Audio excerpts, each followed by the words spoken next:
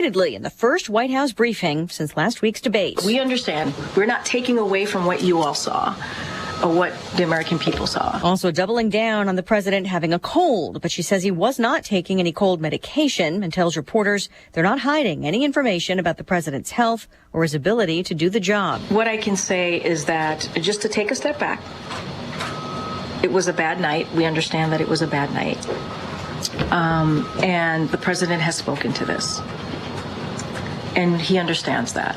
Jean-Pierre highlighting some other unscripted events coming up for the president, including a news conference at a NATO event next week. Tomorrow, he's now scheduled to meet with Democratic governors. At least one Democrat in Congress now publicly calling for him to withdraw from the race. Texas Representative Lloyd Doggett. Sentencing is postponed for former President Trump, pushed back from next week to September as the judge in his New York hush money case agrees to allow motions on the potential impact of yesterday's Supreme Court ruling on presidential immunity. Earlier on Tuesday, the Manhattan DA's office said it would be open to a sentencing delay. The decision means the former president will not be sentenced days prior to the Republican National Convention, where he will accept his party's nomination for president. Fox's Gernal Scott, lawyers for the former president, taking issue with some of the evidence used to convict him of falsifying business records, which included social media posts from then President Trump and witness testimony about Oval Office meetings. Hurricane Beryl now blamed for at least 6 deaths in the Caribbean as it churns toward Jamaica, back down to a Category 4 storm after becoming the earliest ever Cat 5 in the Atlantic. A late rally on Wall Street. The Dow up 162 at the bell, the NASDAQ topping 18K. America is listening to Fox News. Sometimes I struggle to get to sleep. My body stopped for the day, but my mind is still running. So I take ZzzQuil. ZzzQuil, the world's #1 sleep aid brand, has a range of non-habit-forming products to fit you and your family's needs. Invest in a great night's sleep for the best you tomorrow.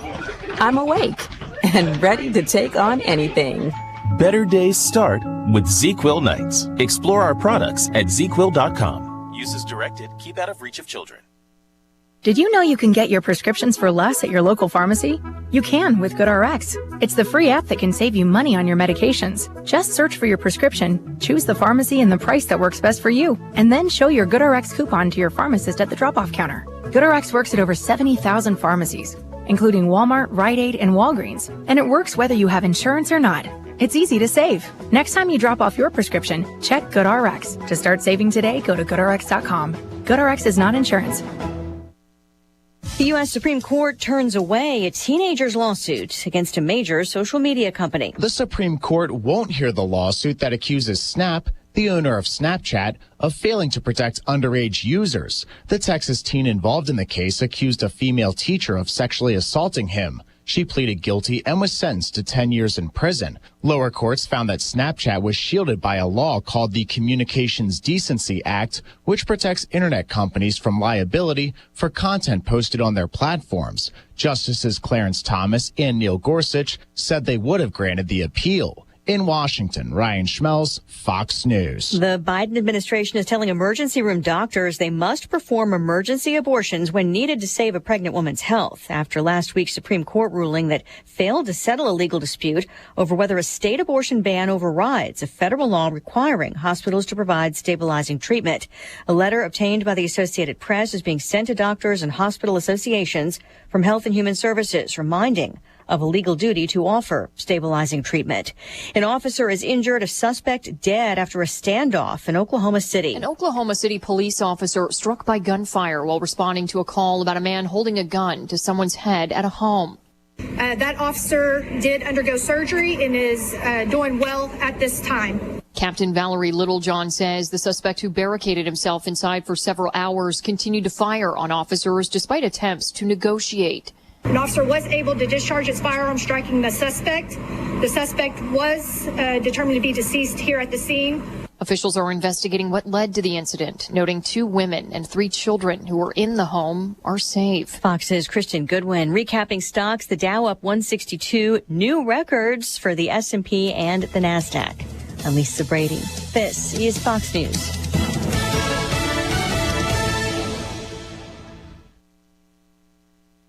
Logan, everyone, let's check weather for East Central Illinois, Champaign, and Van Evans Saturday, and a parade of weather systems on the weather maps and charts here over the next 5 to 7 days. We'll be in and out and off with showers and thunderstorms. Unfortunately, timed out over the holiday weekend, but also much needed rainfall on the horizon. Sunshine for the day today, warmer up to 86 on a southeast to south wind. Clouds increase tonight. Late night shower chance, low down to 70. Tomorrow, warm and more humid, partly sunny. Couple of showers and thunderstorms around for the morning and back in for the afternoon. Highs at 87. We'll do it again for the day on Thursday, the 4th of July. Variably cloudy, a couple of showers and thunderstorms, AM and PM variety, the high around 84. A couple of thunderstorm chances on Friday at 85. We do dry out over the back end of the holiday weekend. Highs on Saturday at 83. Sunday high at 86. Back into scattered showers and thunderstorms early next week as well. High temperatures into the low to mid 80s, so dry hours as well for the holiday weekend, but also ahead some much needed rainfall for some of the drier regions across East Central Illinois. Steve J. broadcasting Abby Dolchis, Greg Solier.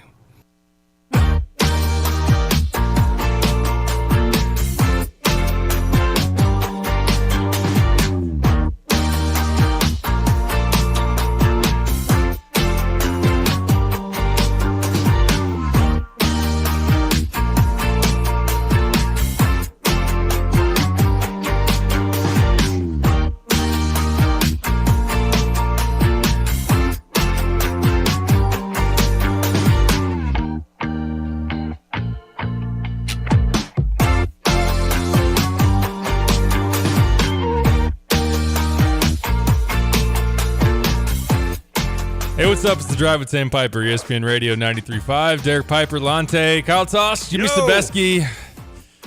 The team is all here. We have not been kicked out of our cabana, but the U.S. men's national team has. Oh, boy. Yo, I get where you're going Your there. time is up. The Copacabana. Yeah, Copacabana. I don't know anything about soccer. I was on a thread last night, and it was all about the official and how bad he was. Yeah. And then I saw he wouldn't shake one of our guys' hands. Yeah, Christian Pulisic wouldn't shake his hand at the end. I mean, come on. Is that because Pulisic or whatever was like yelling at him the whole game or something? There was a lot of that. There was a lot of frustration. Yeah. And then there was the controversial offsides call that then, or the review that could have proved him offsides, that being, so they were calling it, is it Uruguay? Uruguay, I think. I don't think they say the y. Okay. But I always called it Uruguay. I did too, but I think it's Uruguay. Something like that. Anyways, team in the light blue, Uruguay, having that goal, the free kick that then ricochets and then they kick it in and it goes under review VAR and they show the replay of the initial, and I know that the announcers, I forget the play-by-play. I think it was Landon Donovan on the color and was like, all right, he looks offsides. U.S. might catch a break here. Ultimately, it upholds, and it is a goal. And then Landon Donovan spends the next 20 minutes just complaining over and over and over again about it. And ultimately, they needed to win the game. Yeah. Because I think, is it Panama also in that group? That's right. They had the goal differential. That wins last night. And so the U.S. needed to score to win a game. You have to score to win, and they did not score last night. So that's kind of another issue where you don't maybe point the finger at anybody else there but yourselves. But another disappointing showing from the U.S. men's national team, who just can't get it out of its own way or just can't rise up to a level that satisfies people around here. And this group has been tabbed as maybe the breakthrough class, so to speak, that's going to push them forward with Pulisic, with some of those other guys, Reyna, obviously Weston McKennie in there as well. But while they were able to, was it 2022, they got out of the group stage in the World Cup. But lost to Netherlands, I think. Got defeated by, obviously, a really good Netherlands team. For the U.S. to disappoint here and be only 2 years away from hosting the World Cup, there's a lot of fear that that's going to be a dud. So I'm by no means an expert. I watched a good chunk of last night's game or match or whatever you want to call it, but pretty uneventful, especially from the offensive side with the U.S. Well, can I say this? And Judd Wagner, who starred at Champaign Central, he's now a center back. I guess that's a thing. At Wofford College, he'll be a senior. Judd is going to join us at 3:30 or 3:35 or so. We're going to just kind of hit soccer for a minute, right? Because I know we have listeners out there that enjoy soccer, and if you're like me, I'm not a soccer guy. But one thing I do, Derek, is I back the United States of America, right? I'm a good American. So whatever sport it is, if it's hockey, if it's the Olympics, if it's rugby, I don't even know if we have a team. I assume we do. If it's soccer, whatever the case, I'm always backing the United States.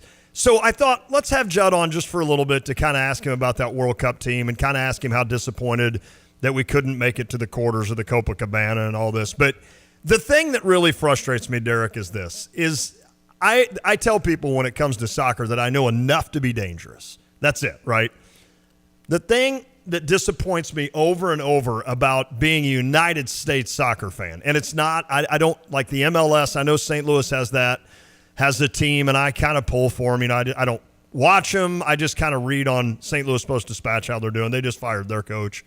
But anyway, so the thing that bothers me about the United States soccer is every time that I try to dial into it, Derek, there's disappointment. Yeah. And so it just immediately kicks me back out, and I immediately default to I don't even like soccer, so I'm not going to be disappointed. But I do try to back them, and like when the World Cup rolls around, I get excited to watch a United States soccer match. And that year, like you said a couple of years ago, when they got to the Netherlands, look, that's a good Netherlands team, so I wasn't disappointed. I was glad they made it that far, and I was proud of them for at least kind of doing this. And I've heard the argument that, look, our best athletes play all the other sports, and they don't necessarily play soccer. And people have said to me, imagine LeBron James playing soccer, how good we'd be. And I'm like, I guess. I don't know. I don't know how good. I assume LeBron would be good, but I see one guy. Tyreek Hill, the speed. Well, yeah, exactly. But I see one guy in soccer get hit, and he's on the ground for 10 minutes. What would LeBron do to a guy? Yeah. I mean, he'd knock out everybody from Uruguay or whatever it is. So it's just every time I try to get myself into it, it just kind of gets – and last night was the perfect example. Like I flip over – and I'm hearing Donovan complain about the official, and he's from Peru. The Peruvians, they don't like us, I guess. I'm kidding. I have no idea if we have beef with Peru. But the point is, it's like, okay, that's fine. I've complained a lot about officials in my life, in my sports that I watch. So I've got to take it from them. I got to take it from a guy like Donovan that the United States is getting screwed here. But then it was like some guy gets injured from Uruguay, and he's down forever. You know, it didn't even look like he got hit in the mouth, and that ultimately was the nose or whatever. And then a guy from the United States gets knocked down, and he's down. I'm just like, okay. That's soccer. I mean, you watch I've dabbled a little bit with the Euro Cup, watched some of that too, and the milking of injuries, especially if you have a lead and you're trying. I know it applies then in stoppage time, then it gets added. And look, again, I'm no soccer expert here, but you can just tell, like, as a team's trying to get aggressive and build some momentum, then you just flop and lay down on the ground, and there you go. And it's all up to this Timex on the wrist of the referee. Like, everything comes down to that little watch. I hope it works. You know, as he's keeping track of the dead time or whatever it is. And so I don't know. I just get a little frustrated. And then the United States had 3 scoring chances the entire night. Yeah, the whole 90-plus minutes. 3 scoring chances. And I understand this isn't hockey where you get a rush every once in a while or you're down, or whatever. And a lot of times you're not on a power play, right? And all this. So I get it, but it's like 3 scoring chances when you know you've got to win a match to advance. That to me just seems like, is it me? Or, I mean, is Uruguay's defense that good? Or was there not enough, like, man, we got to get something done here, boys. Like, let's risk them scoring a goal on the other end for us to score. Yeah. But again, I don't know it well enough. So we'll ask Judd. Or is there just enough scoring talent on that team? Like, is there enough scoring juice up there? Pulisic is a nice player, but I'd be interested in what Wagner has to say about that. That's one question I had, and we were talking about that, me and my buddies here today, is like, and that's always the conversation, like you said, back to if you take the top echelon of athletes in the United States, and I know that those that are, and look, there's a nice faction of people out there that are very passionate about soccer, and there are, look, there's however many million people or whatever in the United States. I should know that, but there's enough of the population that will dedicate towards soccer, and should put together a better product. You would imagine that would have been fun if you're like, there's like 100,000 people. Yeah, you know, in there's America. there's so many thousands of people in America, and but yeah, I mean, football and basketball obviously taking the top of the top. I know that we're both passionate baseball fans too.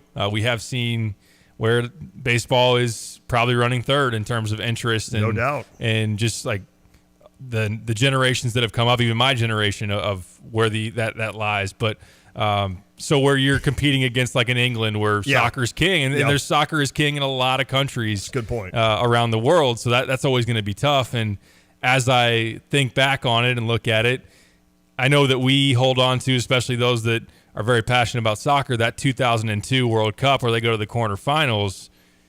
That's the outlier. Right. That's the outlier of over time where, other than that, the U.S. has not done much of anything notable. You know, getting out of the group stage is really like a big accomplishment for the U.S. And beyond that, we're maybe kidding ourselves that the ceiling is all that much higher because, again, soccer is king. The best of the best athletes in England and France, and I know France is really popping up on the basketball scene here recently, but and maybe that's just an excuse and an out, and someone would maybe argue against me and say, look, there's enough talent there to do better, which I'm not saying that there isn't, but that's where it's kind of like, are you fighting a losing battle that just isn't going to change over the course of time? Well, can I put my finishing touch on it? In 2002, you bring up a good point. And all I've heard from half of my life at 53, drink, almost 54, then you can double drink. All I've heard half my life is how soccer's the fastest growing sport in America. And I know this from just central Illinois. There's football teams that can't field football teams because soccer has grown so much. And that's fine. I'm not mad at the kids for playing soccer instead of football. I'm sure there's a lot of parents that are excited about that. But 2002 kind of showed me, okay, maybe this is the case. Maybe soccer is exploding to the point now where the United States is going to, and let's be honest, we feel like as a country we should be dominant in everything. Let's just be honest, right? Except for darts in a pub. Like England still got us there. Ireland's got us and all of that. But we feel like we should be able to dominate on a pitch as well as any other sport that we field a team for because we're America, dang it. And the fact that it was just kept growing and all I ever heard was, soccer's the fastest growing sport. And that's fine. Maybe it was. Maybe there's proof of that. Maybe there's analytical proof out there of that. And so 2002 kind of excited you because you're like, okay, well. And then like you said, it's just kind of been a dud since. So that and then like, for instance, we're going to talk to Judd today about the coach who a lot of people feel like he should be gone now. And it's like, well, this is like the Arizona Cardinals changing coaches. You can change a coach every 3 years, but you're still going to be bad. I guess all we're doing that for is to get a little excitement for the 26th World Cup. I don't know. That's the thing. And you can almost feel it in my voice. Like, I just want them one time to come through. And that's where I appreciated the women's game where they dominated in World Cup play, not World Cup play. So, I don't know. That's where I'm at. Again, I know enough to be dangerous, and I know this. I try to back the United States, and every time I get right on that edge, then they literally push me off. Sure.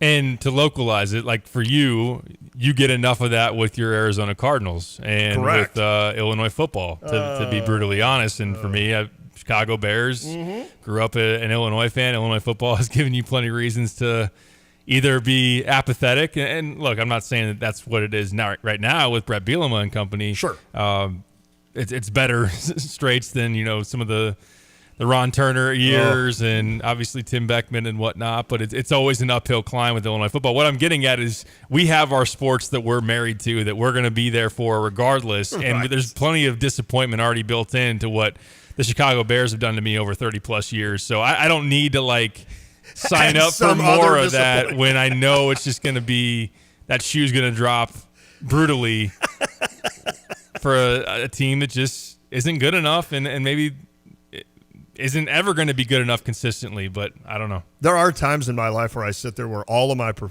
right now, essentially, all my professional sports teams aren't very good. You know, I mean, the Cardinals are just barely above 500. Arizona will be lucky to win 6.5, 7, 6.5. I don't think you can do that. But to cover the Vegas spread to win 7 games, the Blues are just kind of stuck in that Bulls area right now where they're just kind of good enough maybe to make the playoffs or maybe miss it, and yet not going to get that much better of a draft, et cetera. So, like, as I look at that, I sit there, and what's sad is that is such a big part of my life that it angers me. Like, it almost angers me to think, like, I'm halfway excited about the Arizona Cardinals maybe winning 7 games. That's how pathetic my life is. To where I'm like, well, they could be halfway competitive, and that gets me a little bit fired up for the NFL. Thank God for fantasy football, of which I hate now because I hate it every year I play it because I'm horrible at it because I don't put the time in. Can I switch subjects real quick to what you just brought up with Brett Bielema? How big of a year is this for Brett Bielema? I think we all agree. Like, you can see the stats, and Kyle, I want you to weigh in on this. You can see the stats and the idea of the competitiveness that Brett Bielema has brought to Illinois football.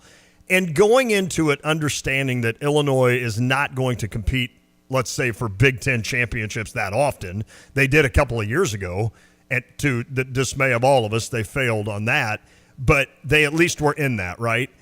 But he's been here now 3 years, and I'm not this isn't me calling Brett Bielema out. But he's been here for 3 years. We've been in a bowl once. And it was cool. It was a great bowl. It was an 8-win season. That was awesome. I went down to Florida, enjoyed every second of it. How big is this year if Illinois were to not win enough to get to a bowl game?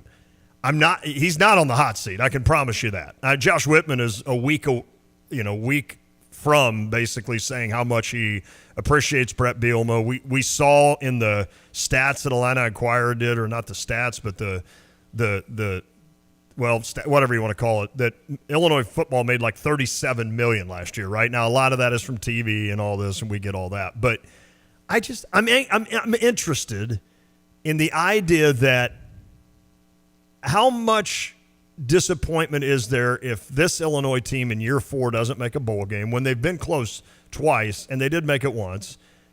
And then if not this year, when do we kind of not put Bielema on the hot seat, but at least say, okay, something's got to change? Or is college football changing so much and the Big Ten adding all these new teams? Is that even fair?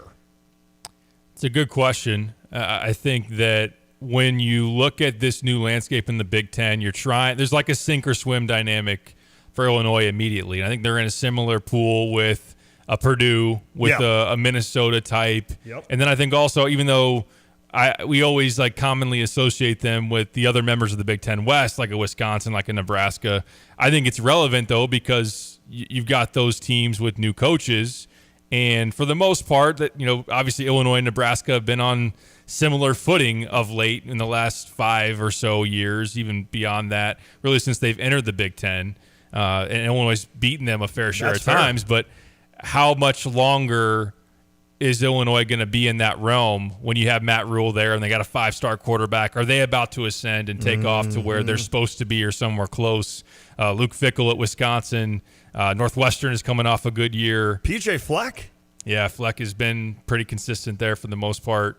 Obviously, speaking of consistent, Iowa year in and year out. So, and if Ryan Walters, if you let Purdue, they beat you last year. I don't know if anyone's worried about them running away from you or anytime soon or anything like that. I think that they're going to be pretty comparable for the most part. But I think early jockeying for position is really going to be important because of the recruiting grounds that you're trying to gain or even hold down the fort in the state of Illinois. And I wouldn't put it, because we had this conversation right after Josh Whitman's roundtable of, if the red line gets drawn and where's Illinois. Yeah, I think that is going to be relevant at some point, potentially. We don't know that. We don't know that there's going to be relegation. We don't know there's going to be a super conference. I think a lot of people would, if there was going to be a super conference, would have doubts that Illinois would have a reasonable shot of getting invited. I agree. But I think in general, when you make some of the ads that you do in the spring, because to be honest with you, prior to Zachary Franklin, Terrence Brooks, the corner from Texas. Ohio as well. I see what you're saying. Just some of the secondary help that you got. The Zachary, I was pretty down on what Illinois was going to probably be this year. I was not bullish at all on the defense, and thought the offense would be decent, but not probably anywhere better than that. So I think that as you look at it, I'm worried about getting buried early in this Big Ten and then just it being too hard to climb out. Right. No. So I think that's why you got to be respectable this year if you can, and to make a bowl game, and because that's what we keep talking about. Can you be consistent? Can you be? And look, a bowl game is not.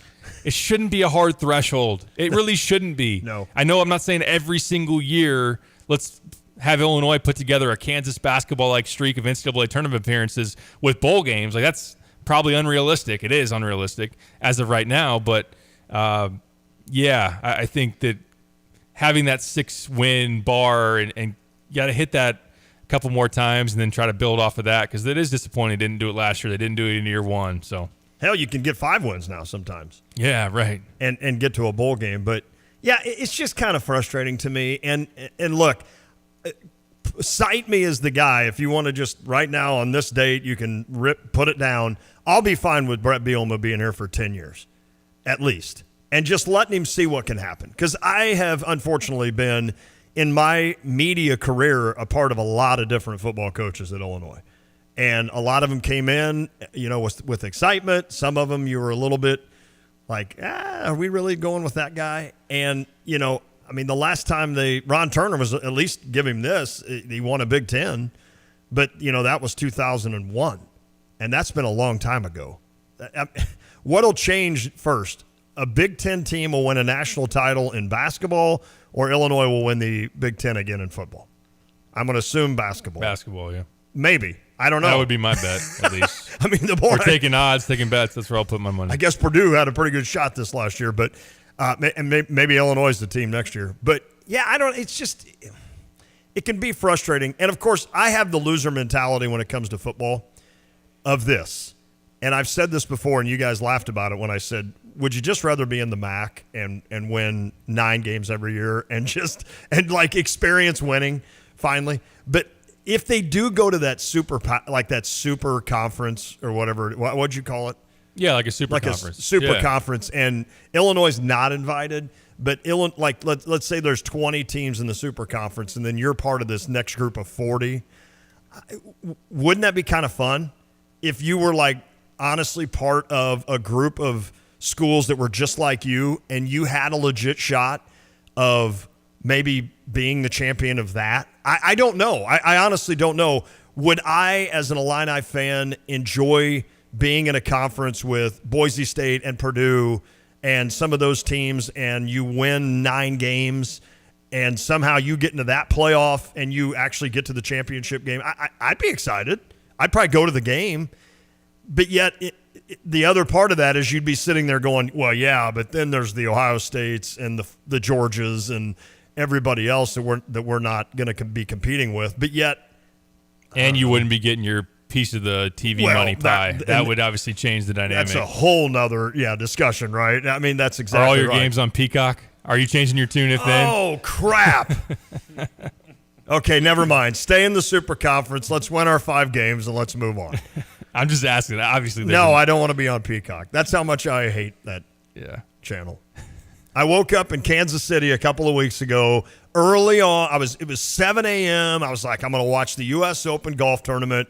It was on yesterday on Thursday. It's Friday. I got nothing to do. Andrew's game doesn't start till 2 o'clock. I'm going to sit in this hotel room, and I'm going to watch some golf. Unbeknownst to me, it's on Peacock. Oh, boy. And I can't get it.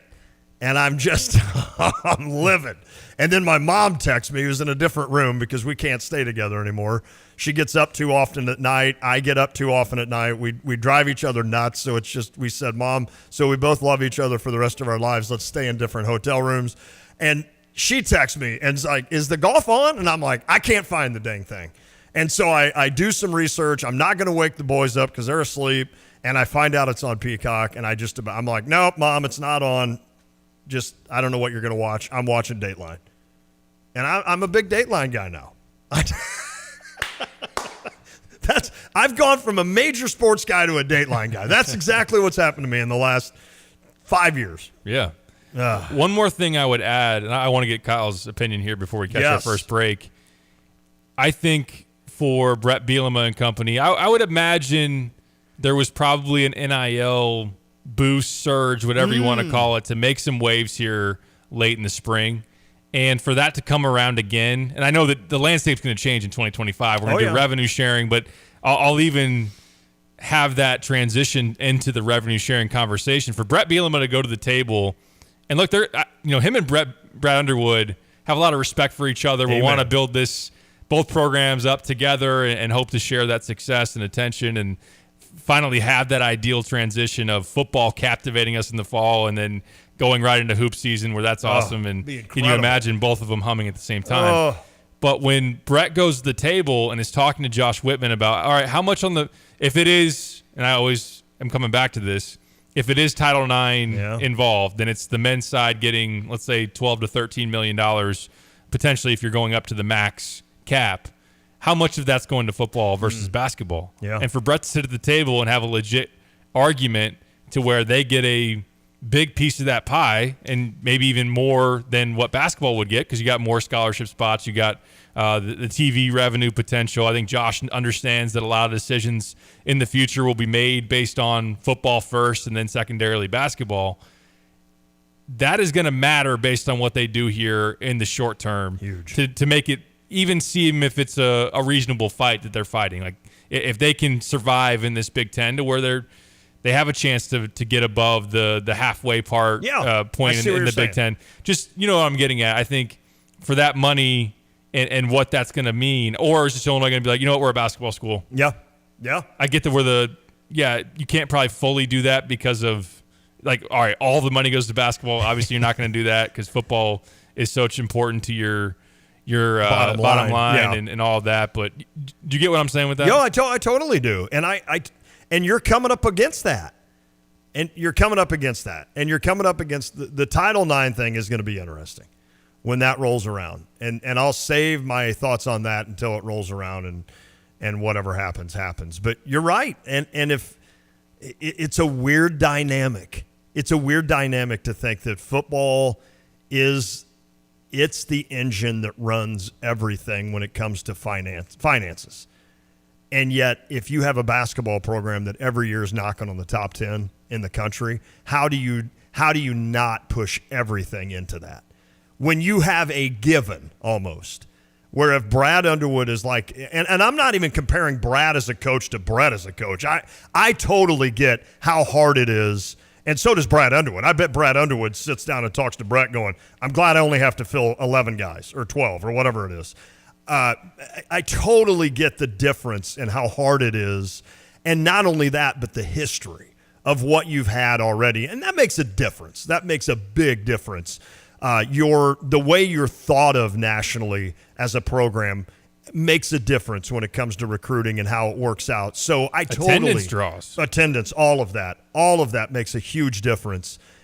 It's just that dynamic of finances. It always comes down to money, right? And if this last year, I think the chart that Inquirer did, the chart showed that whether or not, it's because Illinois football or if it's more because of the TV landscape and how big college football is now as a beast, Illinois football made like $37 million for your athletic program. Basketball made what, 16 or so million? Yeah. Nobody else made a dime. Everybody else lost money. Just as an FYI. So when you look at that and it's like, oh my gosh, I can't just completely disregard football, but yet I've got Brad Underwood over here who's now recruiting in Croatia and everywhere between here and whoever, countries I probably haven't even heard of, and he's bringing in teams that are top 10 in the country, and you're producing that kind of talent and that kind of excitement for your athletic program. I totally get where you're coming from, and that's something I hadn't really thought about on how that's going to be, how you're going to split that up. That's dangerous.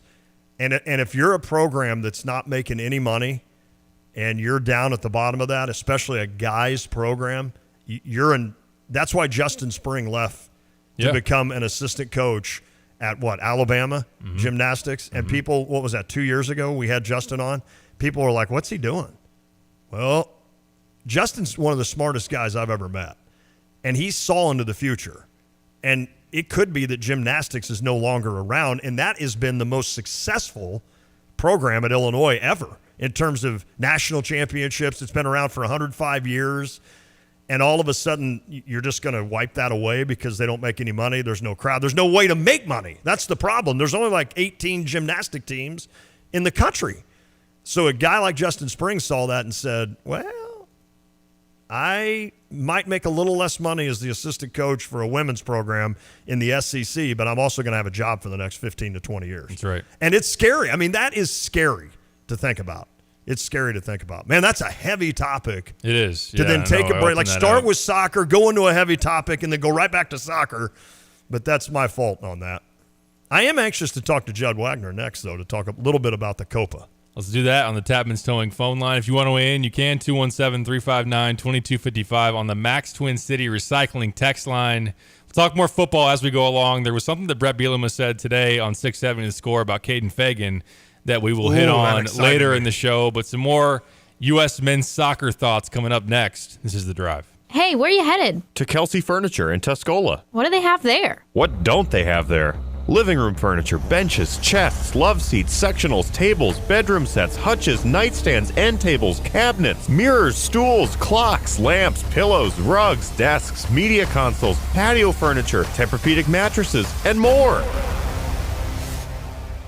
So, everything. Yeah, probably could have just said that. Kelsey Furniture, quality for less.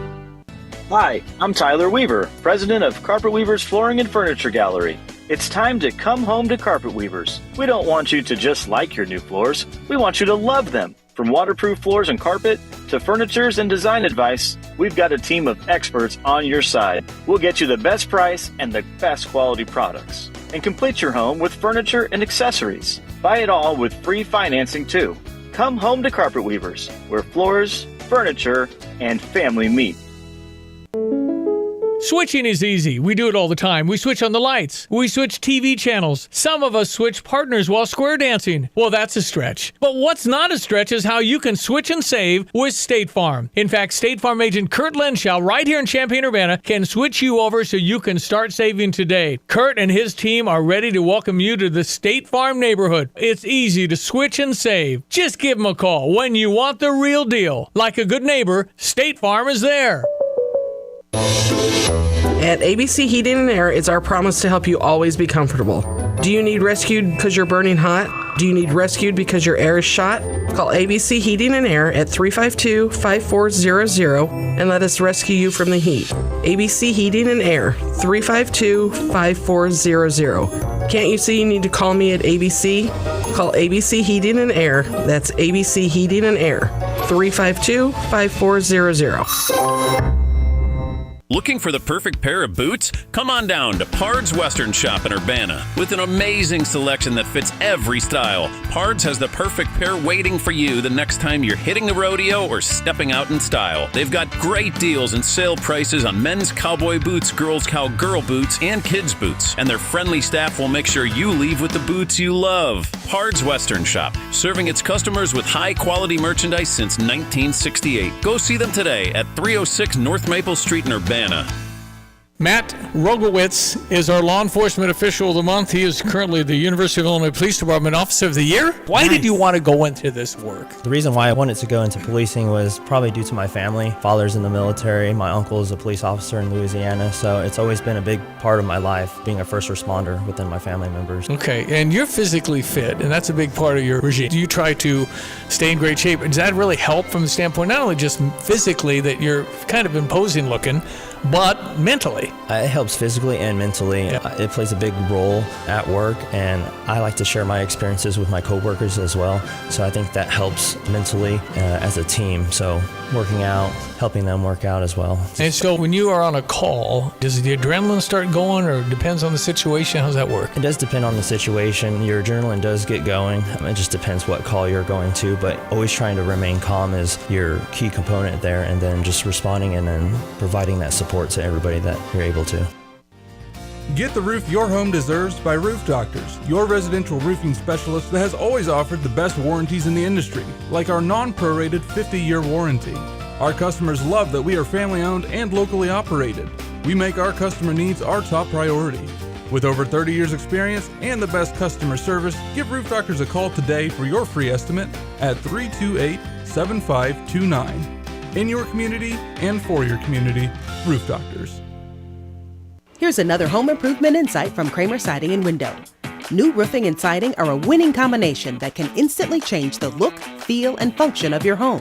Our Kramer Siding and Window team takes pride in being an Owens Corning Platinum Preferred contractor, able to offer a best-in-the-business 50-year warranty. Pair it with preservation siding in your favorite style and color, and your home will be a showstopper. Start today and save 10% on roofing and 25% on siding. Call us, click on kramersiding.com, or visit the showroom in Champaign. They were young and they had each other. Who could ask for more at the Copacabana?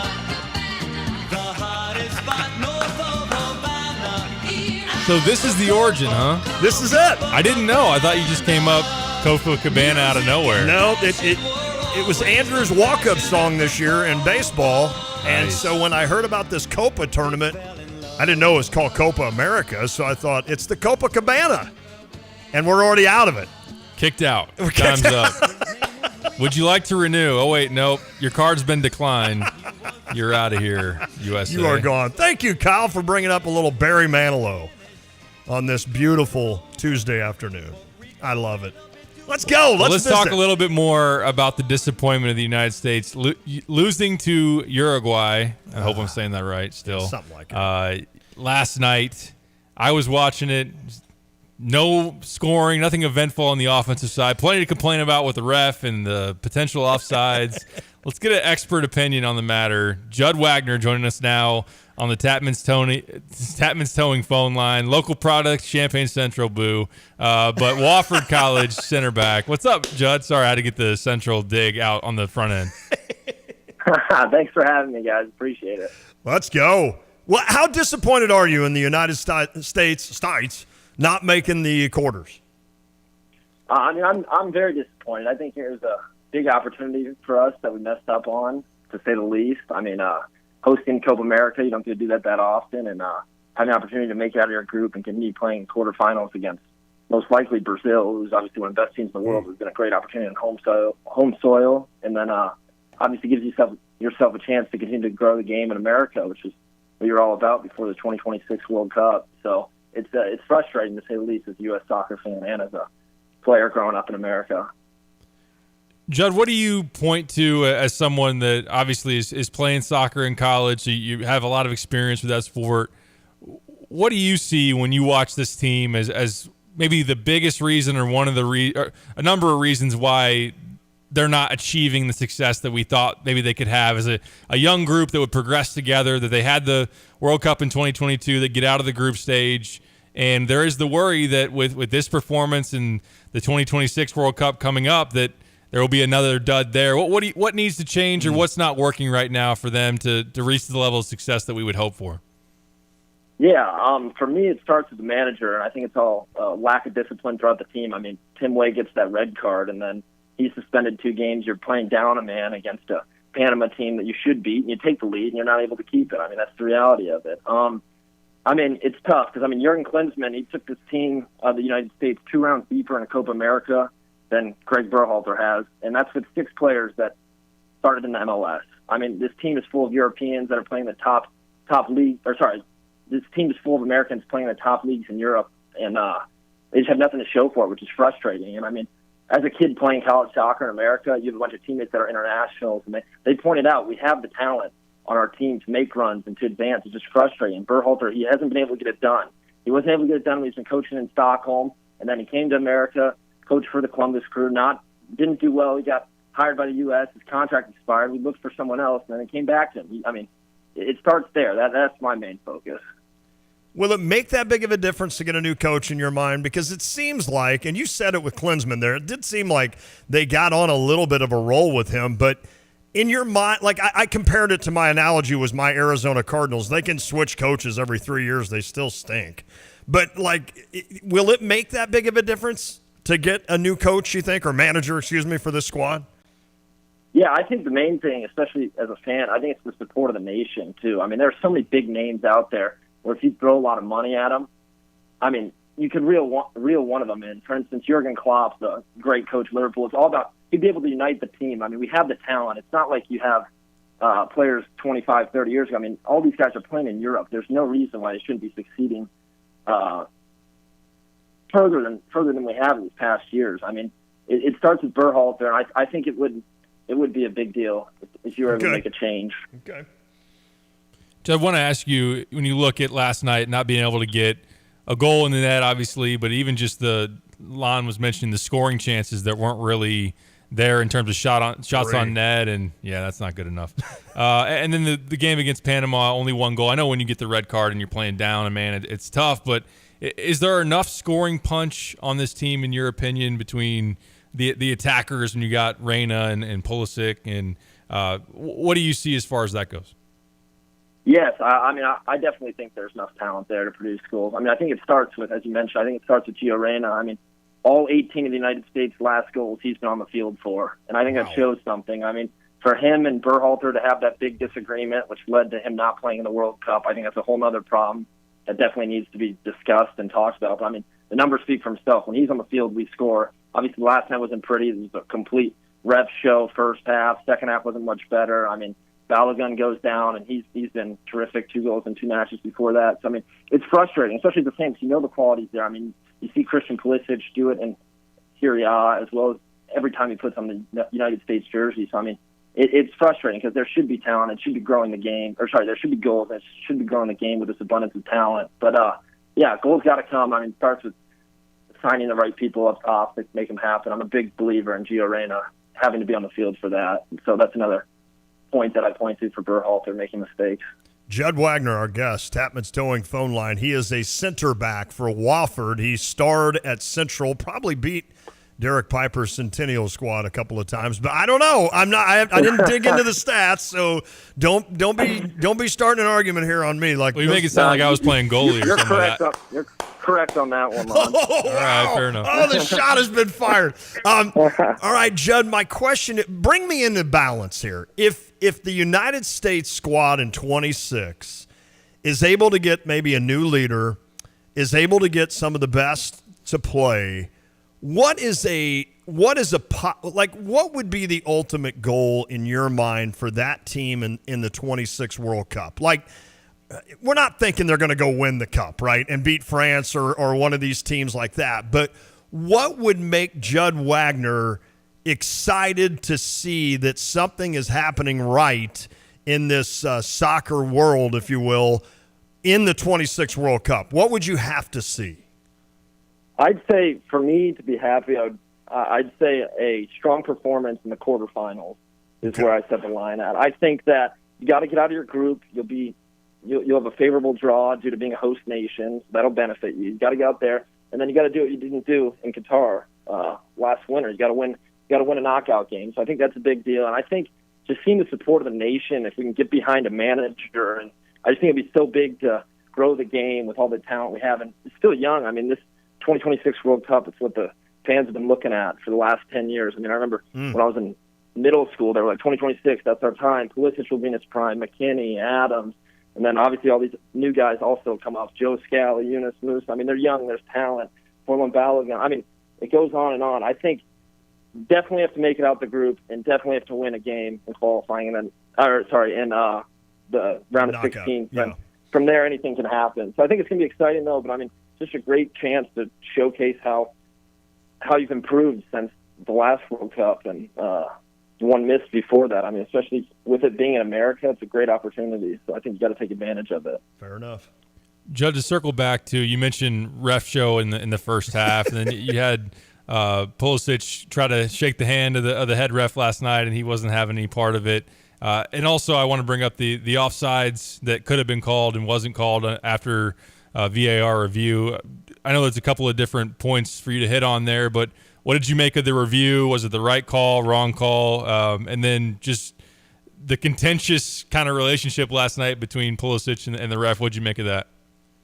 I mean, yeah, there's no doubt in my mind. I'll instantly say that was clear and obvious offsides. I've seen it on Twitter and a few of the European accounts using the technology they do for the European Championship, which is going on right now. I mean, it should have been clear and obvious. It's obviously a huge miscall, but the other day you don't take care of business, that's what happens. And it's frustrating. It's really frustrating. But I'd say between Pulisic and the refs, I mean, we all see how quick Christian is, how often he gets on the ball, and how often he gets fouled. And I think, especially playing in Copa America against these South American teams and Central American teams, it's much more physical than Serie A, I'd say, where he does still get fouled numerous times, but not as much. And the refs, they don't treat him right. He deserves better. I mean, I think it was ridiculous last night, and I could rant about it for minutes on minutes, but it doesn't make sense. I think not even shaking the hand after the game, it's just not. I mean, you got to have more discipline than that, have more respect for. And I get it's an experienced referee, so it's tough, but it's a big game. I mean, it's the biggest game in America since the World Cup. Like, you got to be better than that. So I would have punched him, Pipes. I just lose at that point. Laid out and punched the Peruvian. You're going home anyway. So, Judd, one more I wanted to ask you. I've never punched anybody in my life, by the way, so I'm probably not doing it right there on that stage. All right, go ahead. I'm sure you've heard all of the excuses maybe of why U.S. soccer isn't at the level that we'd want it to be, or just, as Lon was saying correctly in the first segment, like we always expect to be the best in America and whatnot. And one of those is that, hey, a lot of the best athletes in this country play football, play baseball, play basketball. Is that a cop-out in your opinion, or how do you see that as somebody that's come up through the soccer ranks, sees the interest in soccer, whatever it might be in terms of the competition that you played against, and just what you think of the state of the game in this country and in terms of the health or growth of the game beyond that as it gets up to the national ranks?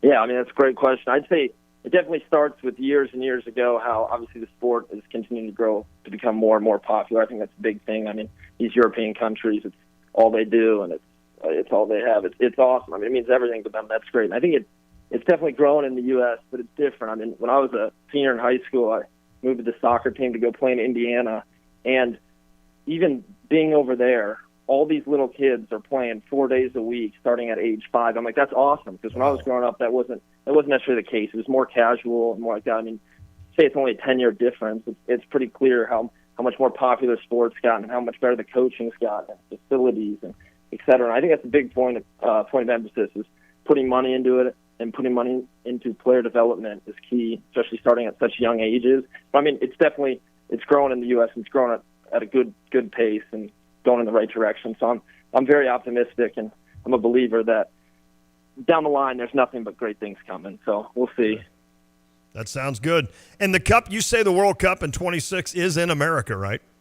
Yeah, so U.S. will be in L.A. and then Seattle, and then they're back in L.A. for their third game. I got one question. My fault, Judd. I totally interrupted you. No, you're good. You said that the U.S. should get a favorable draw. Why does the home team get a favorable draw? Yes, you saw it with Qatar in 2022. It's all, if you're the host nation, you're guaranteed a bid into the World Cup, and you're guaranteed an A team in your brackets. There's A, B, C, and D based on rankings. So we'll be slotted in as an A, which is an advantage, as opposed to being slotted in as a B or a C. So it's a big deal. So it should be beneficial for us, to say the least. Sweet. I didn't realize that. Judd, this has been awesome, my friend. I appreciate you joining us and giving us some details about all of this, my friend. Yeah, appreciate you guys having me. Fortunately, no U.S. games for a while, but yeah. Hey, when do you start? Your brother Pete is down at South Florida, right? He leaves soon, right, to go down there. He's going to play his grad year in Florida, and then you're going to be a senior at Wofford, correct? Now, are your parents? Yeah. Do you get mad at your parents when they go watch Pete, not you? No, they do a good job of going every place. So yeah, Pete leaves on Saturday, so he's heading down there for his grad year at USF, which will be pretty cool. So we decided, our buddies and I, we got to get in our fantasy football draft order tonight. So that's on the priority list. Oh, but nice. No, that's a big deal. But no, it's all good. So no, they'll make it to a bunch of games. It should be good. Both our teams should be good this year, and hopefully we'll meet in the NCAA tournament. So that'd be awesome. And cricket's still the best athlete in the family, or what? Yeah, if you ask her, that's definitely what she'll say. So I like to stir it up. I got to stir it up when I can. Judd Wagner, great stuff, my friend. Have a great senior year at Wofford. Thank you, guys. Appreciate you having me on. All right, buddy. Thanks, Judd. That was good. Take care. I liked it. That was a great question you had, because it's true. Is that a cop-out that we're doing that? I mean, you could say, well, we didn't win the World Baseball Classic because our best players are in the NBA or the NFL. I mean, you could go at it every different You could do it angle. every time, yeah. But it seems like there should be enough guys. And according to Judd, from what I'm hearing, I mean, he says that we have the ability, we have the talent. It's just a matter of putting it together. So, and why? Okay, in hockey, you can literally almost take somebody's head off, and you're playing in 5 minutes. Like, you're back on the ice, right? I mean, so why do you have to miss 2 games and you have to be down a guy for 2 games? Or do they get to Well, you're down. You're literally a man down the rest of the game for a red card is what you're talking about, right? Yeah. Yeah. They don't let you back in the game. I don't understand that. You're not allowed to sub in somebody else for that. It's like a power play for the rest of the time. Well, I tell you what, that's interesting. I know those yellow cards are dangerous because the next one's a red. Can you go straight to a red? Yeah. Oh, okay. I didn't see. I'm learning a lot here. I thought you had to get a yellow If before you you just got like red. drop kick somebody in the face, I think that would just be an auto red. Like yeah. the official from We're Peru? we're not starting with yellow or mixing in an orange there. We're just going red. We're not mixing in orange. I did Google this. The United States established diplomatic relations with Peru in 1827, 6 years after their independence from Spain. And we enjoy a strategic partnership based on the shared values. Sure. Why did that guy come to Kansas City last night and screw us? Don't know. I think there's something. He's not a Taylor Swift fan. I love it. Hey, that was a lot of soccer. He we thinks just the talked tickets to her concerts are way too expensive. Yeah, exactly. So, and we didn't offer him any. I guess not. No. So he's like, "Well, I'll show you when July 1st rolls around." Yep. I'd also like the World Cup rules to apply to one of our football teams. Oh. So the Bears are on Hard Knocks this year, right? Yes. So maybe if the Bears qualify for the playoffs, they should get the host spot as a 1 seed. I like in that. the NFC, right? Something like that. You know what? I like that idea. I thought you were going to talk about regulation. Oh, really? Because Arizona would have been out of the league 50 years ago. Well, I wouldn't have an NFL team if they regulated. Relegated. Is that what it's you called? You could call it maybe regulating the NFL. Relegated. Sorry, I'm using the wrong terminology here. It's all good. Because that's what they do in soccer, right? Like the worst team or whatever gets relegated. You guys would be in the Arena League, and the best arena team would be up playing in the NFC West. We'd be replaced by the Battlehawks in St. Louis. Yeah. That's exactly right. Regulated. I get it. I'm all over. We've been bad enough at times that we'd be in that spot. I mean, when you get the first pick in the draft, you'd be out. Yep. Yeah. Well, that'd be us because we've had it twice in the last 5 years. That's all right. Picked one quarterback. Then we had a quarterback we picked 10th that wasn't on the roster more than a year. I mean, I can go down the list. I don't think anybody wants that. We get to be on the come up at the same time. Exactly. Both of our franchises. You got Marvin Harrison, and we got Caleb Williams and Roman Dunze. And I'm excited for Bears football. I really am. I too. tell you that. Can't I don't know wait if you for ever believe me. Hard Knocks, I'm going to be just way too amped. Is Way that too amped. good for a team, though? Like Miami did that, right? Yeah, and then they completely collapsed. I know, and Well, then it's 'cause of the Arizona did it, Chad but we Ochocinco stink thing, anyway. man. Yeah, last year, see, I told the story, though. I got so bought in on the Jets last year. Yeah. And Aaron Rodgers. And I know it was pretty much the first episode in particular was like an Aaron Rodgers infomercial. Oh, yeah. But, and then we saw what happens opening night. It could have been a very different season if, I'm seeing the first episode of them it's a camera stationed on a box. And it's just silent for 24 hours, and then Aaron Rodgers emerges. Yeah. Because he's been in his darkness retreat. darkness retreat. You can maybe hear him peeing in a jar. There's little smoke that comes out the side. Like, oh, this is the home of Aaron Rodgers for the next 24 hours. But no, it didn't do the Jets any favors. It didn't do the Dolphins any favors. I mean, it looked really cool when he ran out with the American flag. Yeah. And then there's that meme on Twitter. That is GIF, true. And then, he's done for the Then year. he tore an Achilles or something. Yeah. Well, the Lions had Hard Knocks, though. And that was kind of like a season before the season. Okay. That was 2 years ago, and they were at borderline. They just missed the cut for the playoffs, and then they obviously went to the NFC Championship game last year. I think the Bears are going to be pretty good. Hope so. We need to start talking some NFL. Yeah. That would be we'll fun. Get there for sure. Hey, we could talk it next hour a little bit if we wanted, but we do have Coach B made a cool statement today about Arthur native Caden Fagan.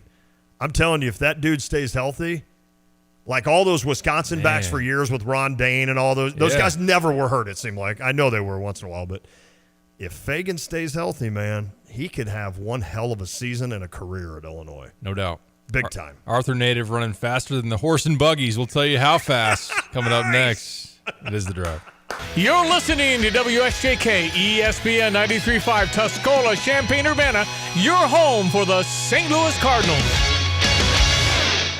Ruling on presidential immunity. Judge Juan Merchan has officially postponed that sentencing hearing to September 18th with the important caveat of, quote, if such is still necessary. Fox's Brian Yennis. Trump's legal team asked for this sentencing delay. They are accusing the Manhattan District Attorney's Office of improperly relying on evidence the Supreme Court deemed protected official acts by a president. In a letter to Judge Merchan, Trump's lawyers say those official acts include witness testimony regarding events in the Oval Office, social media posts during Trump's first term, records reflecting calls Trump made in office in 2017. The judge signaling he'll make a decision on whether to toss out the convictions on September 6th. The defense has vowed to appeal all the way back to the Supreme Court if necessary. The Trump campaign just reporting $331 million raised in the second quarter, topping the Biden campaign total of $264 million. Both candidates getting a fundraising boost after potential setbacks. Felony convictions for the former president and for President Biden, continued concern about his age and ability, punctuated by last week's debate. We understand it was a bad night. White House spokeswoman Karine Jean-Pierre telling reporters it is not uncommon for incumbents to have a bad night on their first debate. And we are going to continue to do the work that we have been doing on behalf of the American people. She says they're not hiding anything about his health or ability to do the job, but at least 2 Democrats in Congress are now publicly sounding the alarm. Texas Congressman Lloyd Doggett calling on President Biden to withdraw from the race. America is listening to Fox News. Sometimes I struggle to get to sleep. My body stopped for the day, but my mind is still running. So I take ZzzQuil. ZzzQuil, the world's #1 sleep aid brand, has a range of non-habit-forming products to fit you and your family's needs. Invest in a great night's sleep for the best you tomorrow. I'm awake and ready to take on anything. Better days start with ZzzQuil nights. Explore our products at ZzzQuil.com. Use as directed. Keep out of reach of children. Did you know you can get your prescriptions for less at your local pharmacy? You can with GoodRx. It's the free app that can save you money on your medications. Just search for your prescription, choose the pharmacy and the price that works best for you, and then show your GoodRx coupon to your pharmacist at the drop-off counter. GoodRx works at over 70,000 pharmacies, including Walmart, Rite Aid, and Walgreens, and it works whether you have insurance or not. It's easy to save. Next time you drop off your prescription, check GoodRx. To start saving today, go to GoodRx.com. GoodRx is not insurance. The U.S. Supreme Court will hear arguments later this year on whether the marketing of flavored e-cigarettes was too harshly restricted. When the High Court's new term starts in the fall, it will hear arguments from the Food and Drug Administration and vape companies. The e-cigarette makers say federal regulators denied more than 1 million applications to market flavored versions of the vapes. The FDA says the sweet flavor varieties can introduce young people to perhaps a more dangerous nicotine habit. The federal government has won a number of cases that support protecting youth from smoking dangers. FDA numbers show kids vaping is declining, but still nearly 3 million middle and high schoolers use them. Gernal Scott, Fox News. A second Alzheimer's drug wins FDA approval. Canut Kinsella, made by Eli Lilly, is for mild or early cases of dementia caused by Alzheimer's and can delay cognitive decline in patients by reducing plaque buildup in the brain, like Leqembi, a Japanese drug that previously won approval. The newly approved Eli Lilly drug slows Alzheimer's by about 7 months, though there are potentially dangerous side effects, including brain swelling, and the drug is administered through IV infusions. An airline is denying any mechanical issues after severe turbulence on a flight flight from Spain to Uruguay yesterday, injuring at least 30 people. Air Europa tells Fox nothing malfunctioned with the Boeing 7879 Dreamliner, but the turbulence hit so hard it launched one man into an overhead bin. Fox's Nate Foy. The turbulence dislodged several overhead bins and knocked out panels in the cabin ceiling. Emergency responders carried at least one person off the plane on a stretcher. That Air Europa flight made an emergency landing in Brazil after the turbulence over the Atlantic.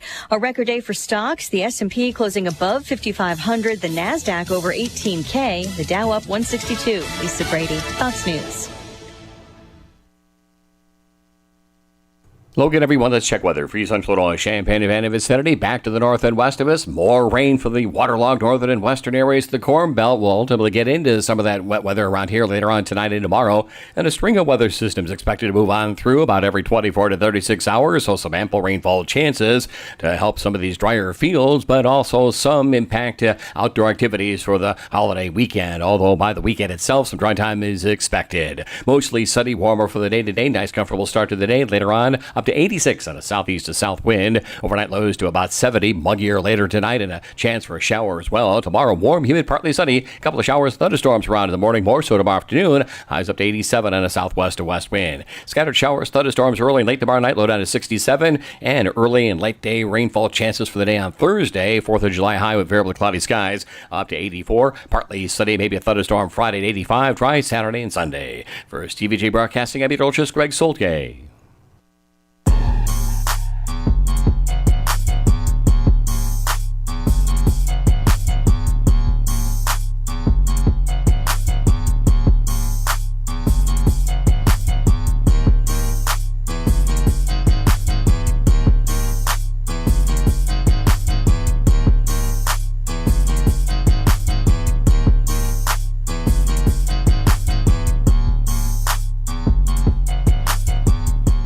It is the Drive with Sam Piper, ESPN Radio 93.5. Lante happy about Paul George to Philadelphia, I would think.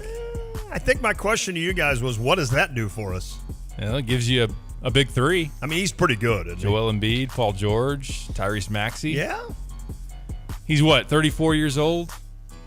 Yeah, I mean, honestly. Good player. I mean, he was, yeah. I think, third-team All-NBA last year. I was excited to get him when you pair him with Embiid. I just want Embiid to be completely healthy going into the playoffs one time. Just one time. It just seems like he's always battling some nagging injury. Mm-hmm. So how about let's don't, what do they call it now since I've already messed up the regulating and relegation and all of that. Yeah, load management. Can we do a little bit more of that for Embiid this year and not worry about winning an MVP award and such? Let Maxey have his fun and Paul George have his fun and everyone in between, and let's make sure Embiid is healthy. Because maybe that third star lets you be a little bit more, I don't know, careful with Joel and understand you could still have a pretty good regular season record while really managing Joel Embiid, even though I hate the load management for a guy like that, though. With the injury track record, it would definitely make sense. I totally agree. And who did they have as kind of their third guy? He was from Gonzaga, wasn't he, or something? What was it last year? I forget now. But, I mean, he was all right, but he's no Paul George. Oh, you're talking about who's the power forward, Kyle, that they had last year? I'm losing my mind. I should know this. Tobias Harris, right? Tobias, yeah. I was thinking that maybe he would be a little bit better than what he was, but I don't. We'll see. Yeah, Big Def. Lots of people calling him the new James Harden, but as a Sixers local well-wisher, fingers across for Lon. Yeah, and Harden, he did something the other day, and I looked at Lucas. I'm like, has he ever won a title? No. He hasn't. No, he has not. Nope. So, I don't know. I wasn't a big fan of James Harden. I'll put it that way. What's weird is that both of our teams had Jimmy Butler. Mm-hmm. And for some reason, there's got to be a reason. He just keeps moving teams, but man, has he been impactful. There wasn't a lot to show for it with the Bulls and then the Sixers, and then he pops up and takes the Heat to the finals. That's unbelievable. So Twice, right? Twice. Yeah. So I don't know. I in just, the bubble, yeah. So yeah, that's true. Still. I just felt like Jimmy Butler is a guy that maybe I should have been more excited about Butler being on the Sixers then, but I just didn't feel like he did much. And, of course, with the Bulls either. So he was a good player. He was. Marquette, right? Marquette kid? yeah. Led them to the Final Four. That's crazy that Marquette was. Well, that was Dwayne Wade. Oh, that was Dwayne. Sorry. No, he went to Marquette. Yeah. But Dwayne Wade to the Final Four with Tom Crean. It was Dwayne. That's a good call. Yeah, Dave did not like. Sorry, Dave, you had texted me. Yeah, he didn't. He picked the wrong guy, he said. Who did he say? Hold on.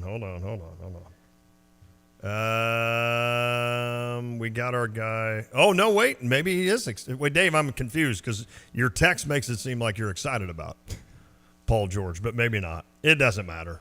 That's enough NBA talk. Anyways, before we move on from basketball, though, we did this yesterday, Kyle and I. Almost filled a whole hour of the show in our reactions from the Illini basketball minute 47 video they put out over the weekend. You got anything? We didn't get your take yesterday, although you were chatting up something when I walked in the door, like, hey, me and Kasparis, similar games back in the, you in the O-Call and him at Ubben. Yep. You want to voice that, or you got anything else more realistic to? I mean, really, anybody that played against me would probably agree. There's a lot of our games our game is very similar. Mm-hmm. Yeah. Step back threes, making the beautiful bounce pass in the lane. The difference there being nobody that caught it on my team, and the little Okal went up with a two-handed dunk. Harold Zimmerman and Rick Green could get their close. Fault for that. That's right. That isn't my fault. I led him right to the rim. No, I was very impressed with him. And the one thing that I liked that I saw, and you know how I can watch a 5-second video and determine whether or not a kid's going to be an All-American in college. I liked he had some strength to him. 6'5", 200. So he looks like a kid that is coming in as a senior. I'll put it that way. That's what I took when I saw that video. Because sometimes you can see a kid be either their freshman year, maybe like I remember watching Ty last year in these early practices. Not that I go to practices, but the video that was released and stuff. And it just felt like he was holding back a little bit. And, well, that was 2 years ago, I guess. But it's one of those where it's like, it didn't look like that with your guy. I can't say his name. Call him KJ if you want. KJ, because it just looked like this is my scrimmage and I'm going to run it. And he was running it. So I was very impressed with that. I think I'm going to love Morez Johnson. I'm just absolutely going to love him because like you like the completion percentage from a quarterback, I love rebounding. And I think Morez Johnson is going to make me a happy guy for like the next 3 or 4 years. He's just a dog.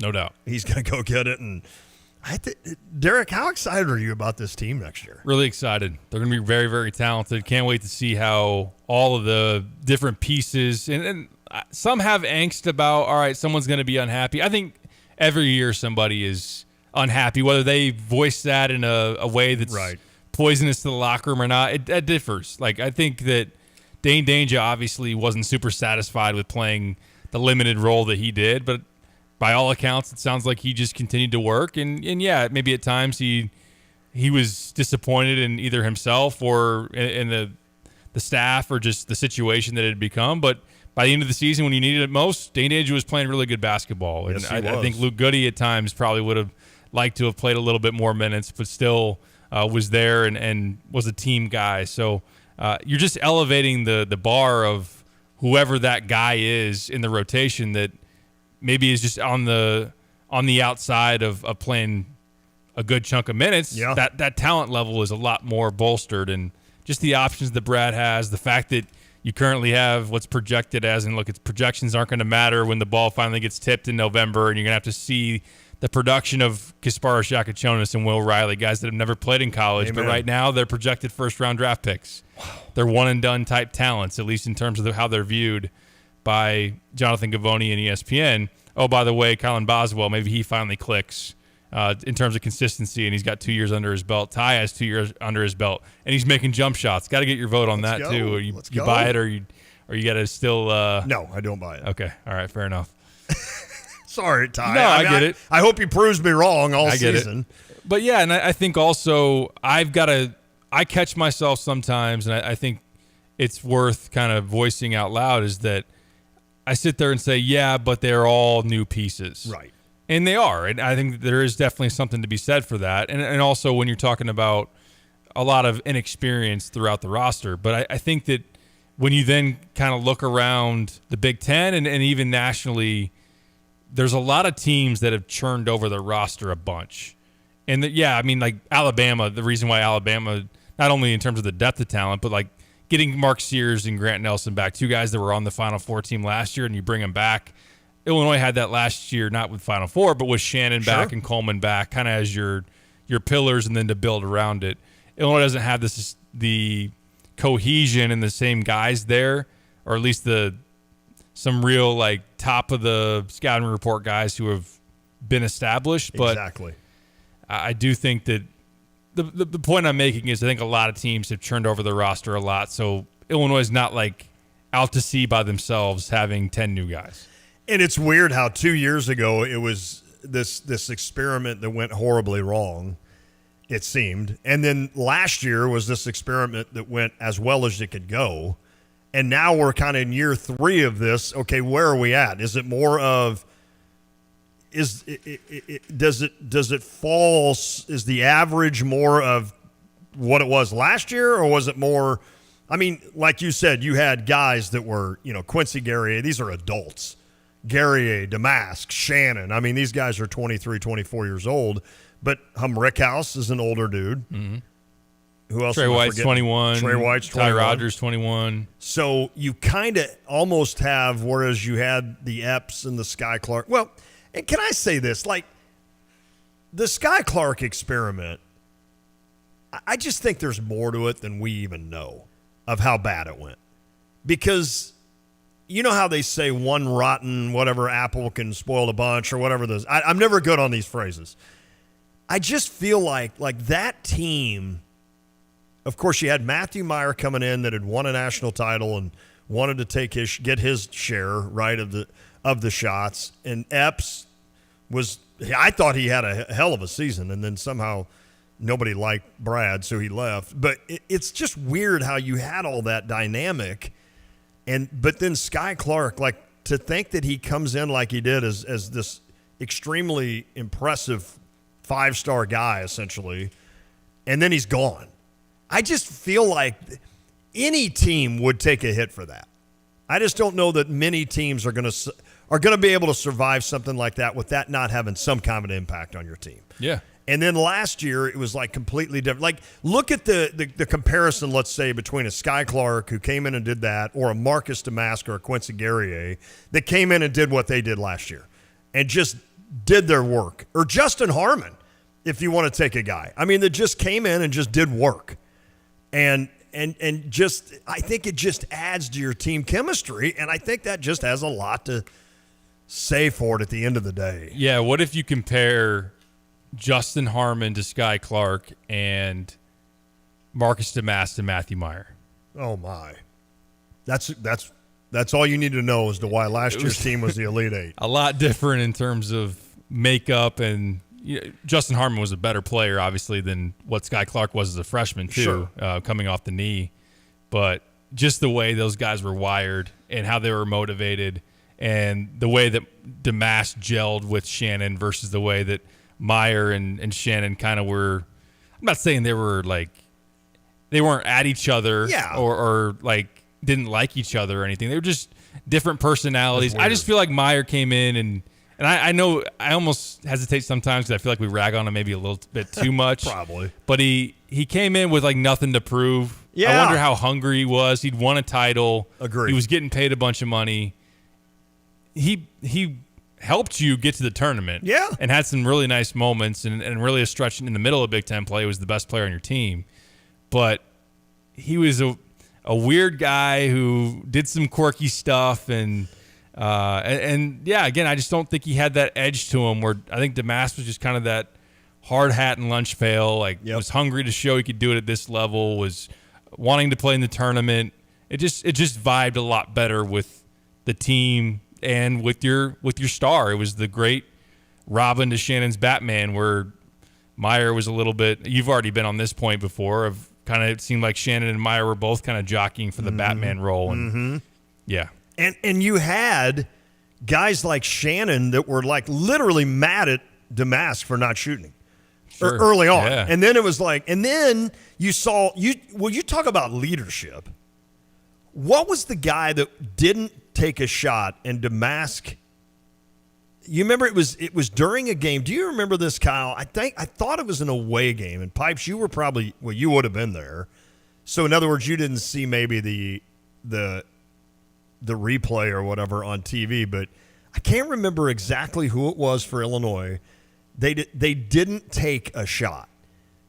And the ball goes out of bounds off the other team, and it's still Illinois' ball. And Damask comes into the shot. Like it's an accidental, like it's a camera underneath the bucket. Damask comes into the shot staring at the guy and goes, "You've got to shoot that. You've got to shoot that." And I know that's such a simple thing, but that's called leadership. And, we talk about having leadership, right? And what is leadership? Or what is that? What's that little thing that can change a team?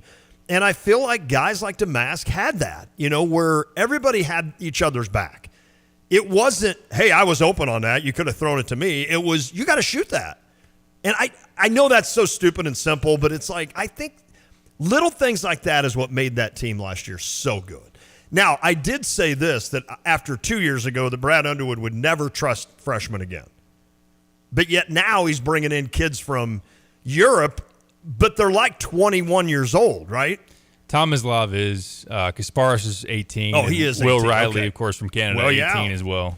So I guess I'll see this year how that goes. The difference here being you're bringing in a guy in Will Riley that's probably going to be a first-round pick eventually, and Kasparis, who's going to be a first-round pick. So, I mean, I'm sure a little bit of a difference there.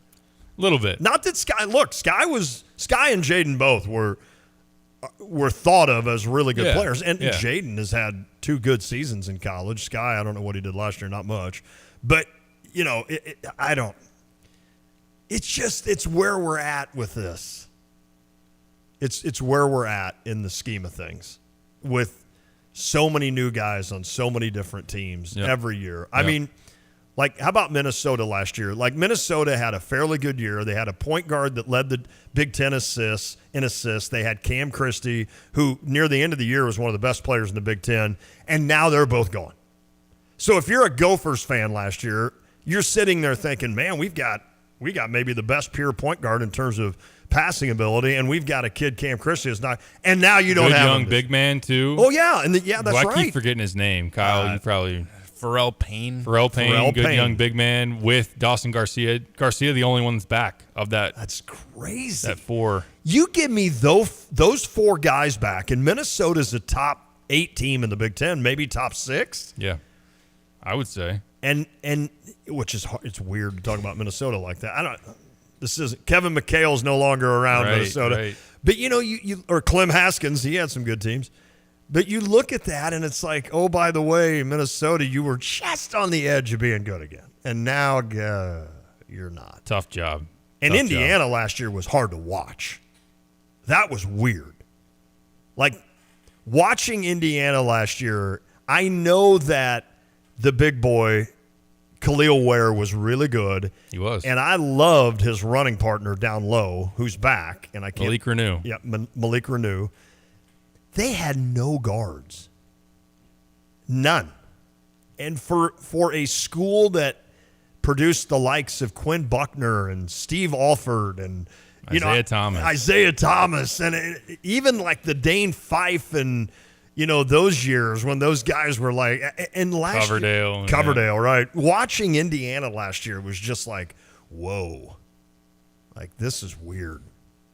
And then there's Iowa. It was just like typical Iowa. Like, we'll go score 90 on you, but we'll lose 110 to 90. Yeah, right. I mean, right. All right. So I kind of belabored the. Okay, Bill actually had a good one. Yeah, because Bill, we give Bill from Troy crap because he's just Mr. Negative. I mean, he's really, really is. He can be. But oh no, he is. I mean, let's come on, Bill. Nice, you know you bad. are. And he says Sky couldn't stay in front of Mark Smith, and I'm quicker than Mark Smith.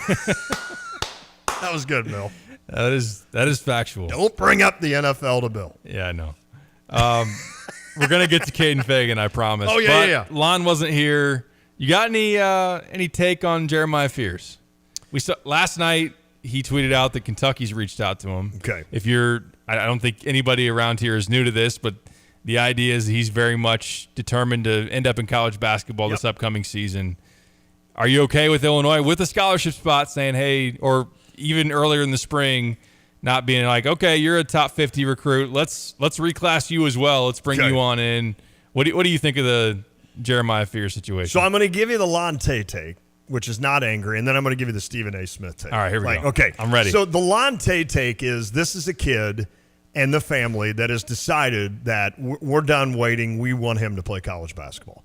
And if you look at it and you're smart and you have Kylan Boswell in his third year and you have KJ coming in who is projected to be a first-round pick, and you still have Ty Rodgers, who we know what he did last year, and Dre Gibbs came on strong at the end of the year, I totally get it why they would say you're not going to go try to get into that shuffle and try to get a lot of playing time as a freshman. It's just I just don't think it's even worth trying. So sometimes you just try not to fight the battle.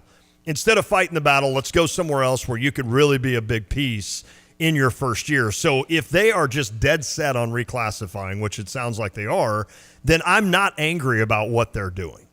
My Stephen A. Smith take on it is that this family has held a grudge now for 2 or 3 years on Illinois, and they said, here's how we're going to do this. You're going to say yes to Illinois, and you're going to wait about 5 months, and then you're going to punk them by stepping away and getting out of it and going somewhere else. Right when they get excited about you playing for USA basketball, right when they get excited about how good of a guard you're going to be in 2 years when KJ goes to the NBA and Kylan, we don't know what he's going to be doing his senior year, hopefully back with Illinois. You're going to do this, and you're just going to play the part and act like you're really excited about this, and then we're going to pull the rug right out from under you. So those are my two takes, but I really, truly believe the first one. And that I one like wasn't. the second one, though, because we kind of thought there could be that potential, right? Like when Jeremy goes to Michigan State and Illinois backs off, then he becomes a McDonald's All-American, and they dabble around with Jeremiah, and then it's like, all right, how is this going to go where he's going to find a way to spurn Illinois at the end and say, that was for my brother. And take that. Obviously, I don't think that's exactly what happened, but there was always a lingering thought in people's heads, even probably after he committed, is like, yeah, but is this really going to happen? Yeah, exactly. And I fully expected it to, from my standpoint. I don't think this is here's a grudge that we finally delivered on type of thing, but they wanted Illinois to take him in 24, and Illinois said no. Why would Illinois say no to that? Because it comes with more than just, here's a scholarship spot. Oh, well, there's you're on money the team. involved. Like, yeah, it's what role is he expecting? Right. What's the NIL price tag? Okay. And if he comes in and we pay him whatever in NIL and he's got this expectation to play a lot, and if it doesn't happen for him and he, like a 17-year-old in a lot of situations, doesn't succeed, does he then leave and say, all right, I'm going to go somewhere else and try to make it happen? So, and are you right back where you were 2 years ago? Right. That we started this conversation that too. with. And look, with an unhappy Sky Clark and an unhappy Jaden Epps because his trainer doesn't like Brad Underwood. Yeah. And right or wrong, I think especially from the reclass standpoint, it's hard to see it happen, but the people around him think he's like a one-and-done type. Yeah. And he needs to get stronger. He needs to shoot the three a lot better. And Illinois is in a great spot with their guards right now, and, yeah, I don't blame them at all for them holding strong on that stance. Steve said it's Cryowa. I've never heard that. Interesting. I've heard the I owe the world an apology, Iowa, or idiots out walking aimlessly, Iowa. Yep, heard that one. I throw that at them all the time.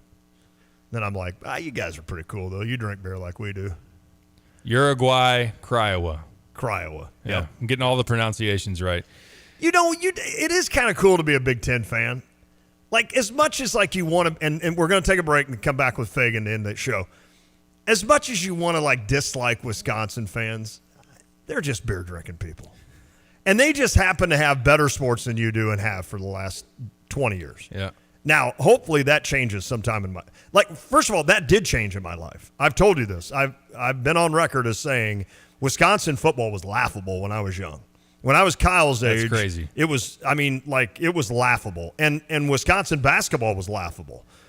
And so when you when you see these guys now and what they've done, it's pretty impressive. But we need to flip that back to where they're bad again. I mean, I'd have more fun drinking beer with them if they were bad and not knowing they're going to come and whip our you-know-whats. Yeah. But, when you look at the Big Ten, like, we're just like our Iowa brothers and Wisconsin people. I mean, we just enjoy a beer and a nice fall day. You put Hoosiers in that category as well? No. Or no? No, because they're redheaded, and I've never trusted a redhead. It's just that simple. And if you're redheaded listening, I don't trust you. I just flat out don't. All right, with that, we got to catch a break. We'll be back to talk Caden Fagan. That was funny. It is The Drive. At Carpet Weavers Flooring and Furniture Gallery, we're flooring people with amazing service, great design advice, and unbeatable selection and the best prices in town. It's the perfect time to update your home with waterproof flooring, carpet, hardwood, tile, and more. Then complete your rooms by shopping our incredible selection of furniture and accessories. We also offer great financing options. Carpet Weavers Flooring and Furniture Gallery, we're flooring people. Your number one sports bar and grill is Pia's. Head to 1609 West Springfield Avenue to watch all your favorite sports teams play on the big screen TVs as you enjoy great drink specials and the famous 10-ounce Slugger Burger. With the slot machines, darts, video, golf, and outdoor beer garden, meet your friends at Pia's since 1975. Open mornings at 7 a.m., Sundays at 8. See you at Pia's. Calling all golfers.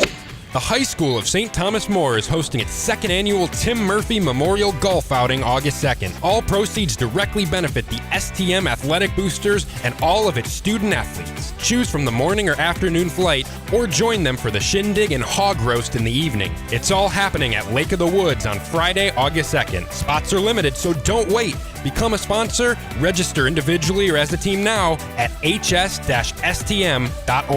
Go Sabres! Sticky nights and stuffy rooms making it hard to enjoy your home during the summertime? Call Dogtown Heating, Air, and Plumbing to make sure your air conditioning is working at its peak performance. Tune up your AC by joining the maintenance program and get all the perks it has to offer. Call Dogtown to come out for a no-cost quote to upgrade your system today with a Lennox high-efficiency system that will be sure to save you money on your energy bills and let you relax comfortably. Call 217-841-4728 or visit dogtownheatingandair.com. Dogtown Heating, Air, and Plumbing, your home's best friend. A violent crime is committed every 24 seconds. The U.S. Concealed Carry Association exists to provide you with firearms education, training, and access to self-defense liability insurance. So when trouble comes, you'll be ready. Over 800,000 Americans trust the USCCA, and right now, there's an exclusive, limited-time offer for radio listeners. Go to defendfamily.com to get a free family defense guide, a survival secrets training video from a retired FBI agent, and see all the benefits of membership. Go to defendfamily.com now.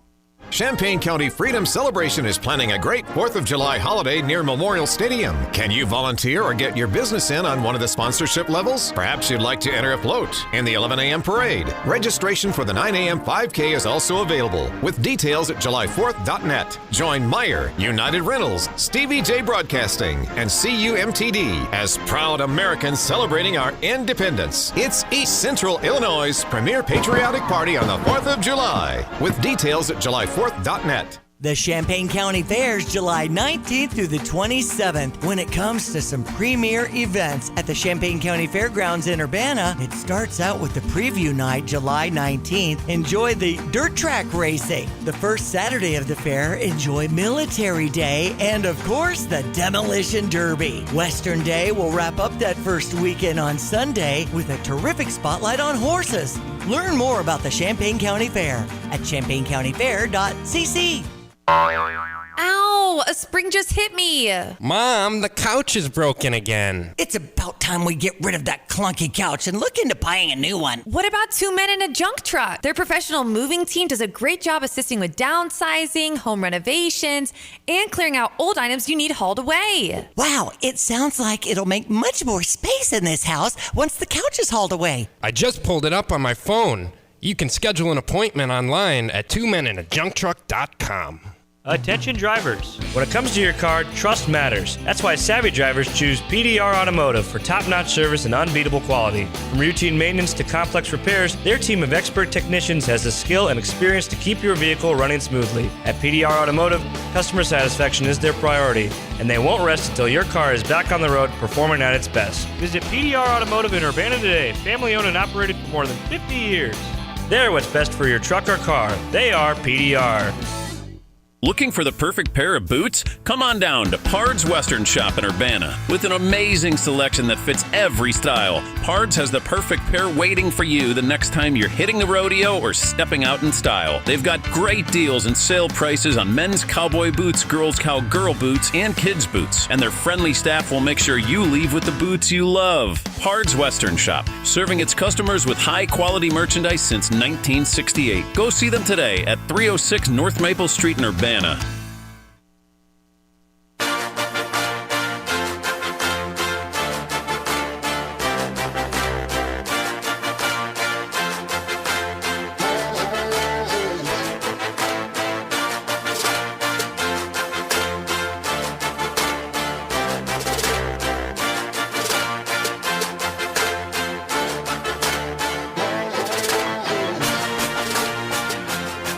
Finishing up on the drive with Sam Piper.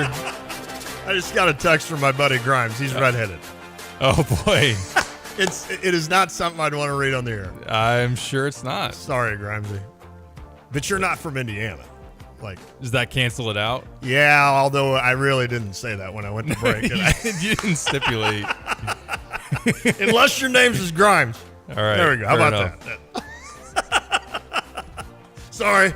How about that's the explosive combo? If you're from Indiana, well, see, then that's Luke Goody, man. Yeah, gosh, and I can't stand for that. I'm still loyal to Luke Goody, even though other people around here may not like that. Well, people think he's my son, so it's true. I have to be loyal to Luke Goody. I think it was good on your part not walking with him at senior night. Yeah. It would have been a little awkward, you know. Can you imagine? Mostly for his dad, his real dad. Can you imagine his real dad is like, who are you? Just, hey, it's none of your business. Let's just walk out and act. Let's try to act like we like each other. Let's be civil here. Let's be civil. That's what I couldn't think of. I always hear things like this, and I remember Mike Reese, who's, of course, you know, the former Saluki play-by-play guy and everything, and a mentor to me. And one time he just happened to hear my show, and it was just stuff like this. And he goes, Lon, I love you just have your own playground. You just have your own radio station as your own playground. That's right. I'm like, well, it is kind of the truth. It is. All right, but we got to get serious about Caden Fagan. We should. Brett Bielema spoke today, 6-7 to the score, doing a little bit of a media tour up there in Chicago. Is he at the Cubs game Singing tonight? the stretch tonight. Yeah. Nice. Who's throwing out? Or no, yeah, it's I think Howard Howard Griffith, Griffith's right? throwing out the first pitch. Bielema's singing the stretch. Got it. Cubbies and Phillies? Yep. Oh, you guys ought to get back on track now. Yeah. Sorry, I'm sorry. Seventh inning Schwartz stretch will be and the Harper, most though. exciting part of that game tonight, probably. Oh, yeah, you don't get Harper or Schwarber. I noticed Yeah. the Cardinals don't get Skeensy. Thank God. I'm using like hockey terms now. Hockey. Skeens. Yeah. We don't get him this go-around. I love that. We'll take it. Let's get to Caden Fagan, though. It sounds like he is running a blazing speed for a guy that has some size to him. What is he, like 6'3", 250? Bielema says it in this clip. Oh! All right, let's get to it. Still give it away. Impressive measurables and maybe a top-end speed that's going to impress you. Let Brett Bielema tell you about it here from the Score this morning. You know, I really expect our players from a year ago that kind of broke into the scene. A couple of Chicago players, Miles Scott, who was a free safety for us last year, who I'm really expecting big things to come out of him. Some of the players you mentioned, I really do think J.C. Davis, our transferred left tackle, I think he'll be one of the better players, in my opinion, in the league at that position. And some of those other transfers, but also, you know, Luke Altmaier, our quarterback, played several games a year ago. I'm really excited for, Josh Kreutz, Chicago boy. Obviously, Owen's son is a really, really talented center. Should be one of the better players, not only in our team, but in our conference at that position. And then the little Kreutz, James Kreutz, who isn't all that little anymore, should be a huge factor in it. So it's kind of fun to see these Chicago area kids, Illinois kids, our best two running backs could be two guys from Central Illinois, Aiden Lawfrey from Gibson City, and then a Caden Fagan who's from Atwood. Caden Fagan is 6'5", 254 pounds, and he broke 21 miles an hour last week running, which I've never had an athlete in 16 years as a head coach. I've never had an athlete that big run that fast. So very excited about some of those guys in that room. 21 miles an hour. That's crazy. At 254. I'm telling you what, this kid could be. How many yards did he have last year? 800? Did he? He didn't get to 1,000. I'd have to look that up. He didn't play much early, and then he got hurt at the end of the year, At the so end. it's probably not that high. Oh, probably not. You're right. 95 carries, 438 yards, 2 touchdowns. I'm always way off when I'm on my rushing things. The one year I think I had Sydney was the running back? Chase. I had him for like 4,000 yards or something. I was like, what? Well, you had to inflate the numbers to get the Heisman campaign going. It was all for a good cause. I just think Fagan is, he's special. It's amazing. I kind of was really excited for Josh McCray. After his maybe I'm thinking Josh McCray had 800, I think, his freshman year. And I was really excited about Josh McCray, and then, of course, he gets injured. And then Fagan comes along, and you know what it is, Pipes? It's for years, it's so important for Illinois, which is a team that doesn't go necessarily dominate you, right? Like if you're playing the Wisconsins or the Iowas of the world, you've got to get 3rd down and 2. Really, it comes down to a lot of times where you got to keep time of possession on your side. You got to keep drives alive because we know how hard it is, especially against Iowa lately, to score. Wisconsin had years where it was hard to score against them. And when you're in that Big Ten game and it's 35 degrees at Memorial Stadium blowing 70 miles an hour, your 3rd and 2 can't be a play-action roll to the right and dump off in the slot. It can't be. It's got to be Altmaier with the, what do you call this thing we do now? RPO, or it's got to be a big back getting between the tackles and getting a first down. And maybe I'm boring. Maybe I'm you can just see how old I am. But I love a 3rd down and 2, snap, give Fagan right side through the tackles. He's got 4. It's a first down, Illinois. And those just keep drives going, and you got to have that big dude that can do that. And you've got McCray and Fagan both. But the thing about Fagan now this is he can get you the 2. And then if that middle linebacker's not bringing him down, he's gone for 15. That's exciting to hear that, man. Well, at 21 miles an hour, if he has the ability to get to that top end speed, you're not going to catch him. Yeah, he's going. Safety's 80. not going to get him. Corner's not going to get him. And he has the physicality to run between the tackles. But also, I don't have necessarily a reason to believe that to be false. I agree. I don't know how 21 is crazy though. I don't know. He didn't stipulate. Is that with pads on and those type of things? But I was actually looking it up before the show. There were 36 players last year. I should say this was the 2022 regular season. Sorry. There was an article written about this for the NFL. In 2022, there were 36 players that clocked 21 miles an hour or faster during that season. Only 2 hit 22 miles an hour, and that was Paris Campbell and Kenneth Walker. So pretty rare air. Good running back there, yeah. Tyreek Hill had a couple, 21.7, I believe, on one of his. That's it? Seriously, for last Tyreek? year. Yeah, so that's where it's was he really 21? And I'm not trying to be that. Don't make me be the skeptic out there that I don't believe you, Brett Bielema. Bielema does a latte and he gets back in the car and Brett Moore's like, Coach, it was 11 miles an hour. What did I say? You said 21. Ah, well, hell. It's like the Anchorman gif. I don't believe you, Ron Burgundy. I know Caden Fagan's really good. Yes. And very excited to see what he can do. But 21, they got my Dude, he returned kicks up, man. at Arthur. He would return kicks and punts and stuff, and he would leave you behind. Now, I know, that's not the Big Ten, but, that just tells you he's got that kind of top end. That's amazing, man. Let's go. I'm ready for Caden Fagan to explode. Just stay healthy. Just stay healthy. Stay healthy. And Lofrey's fast. Yeah. I think our offense is going to be fine. A lot to be excited about. I agree. That side of the ball, especially now with what you got cooking at receiver. And excited to dive more into that as we go along throughout the rest of the summer. We got to get out because Cardinals baseball is coming up in Pittsburgh. The pregame show about to start. So we're out until tomorrow. Last day before the 4th of July break. Talk to you then. Everybody have a great night. This is The Drive. Like we're in college.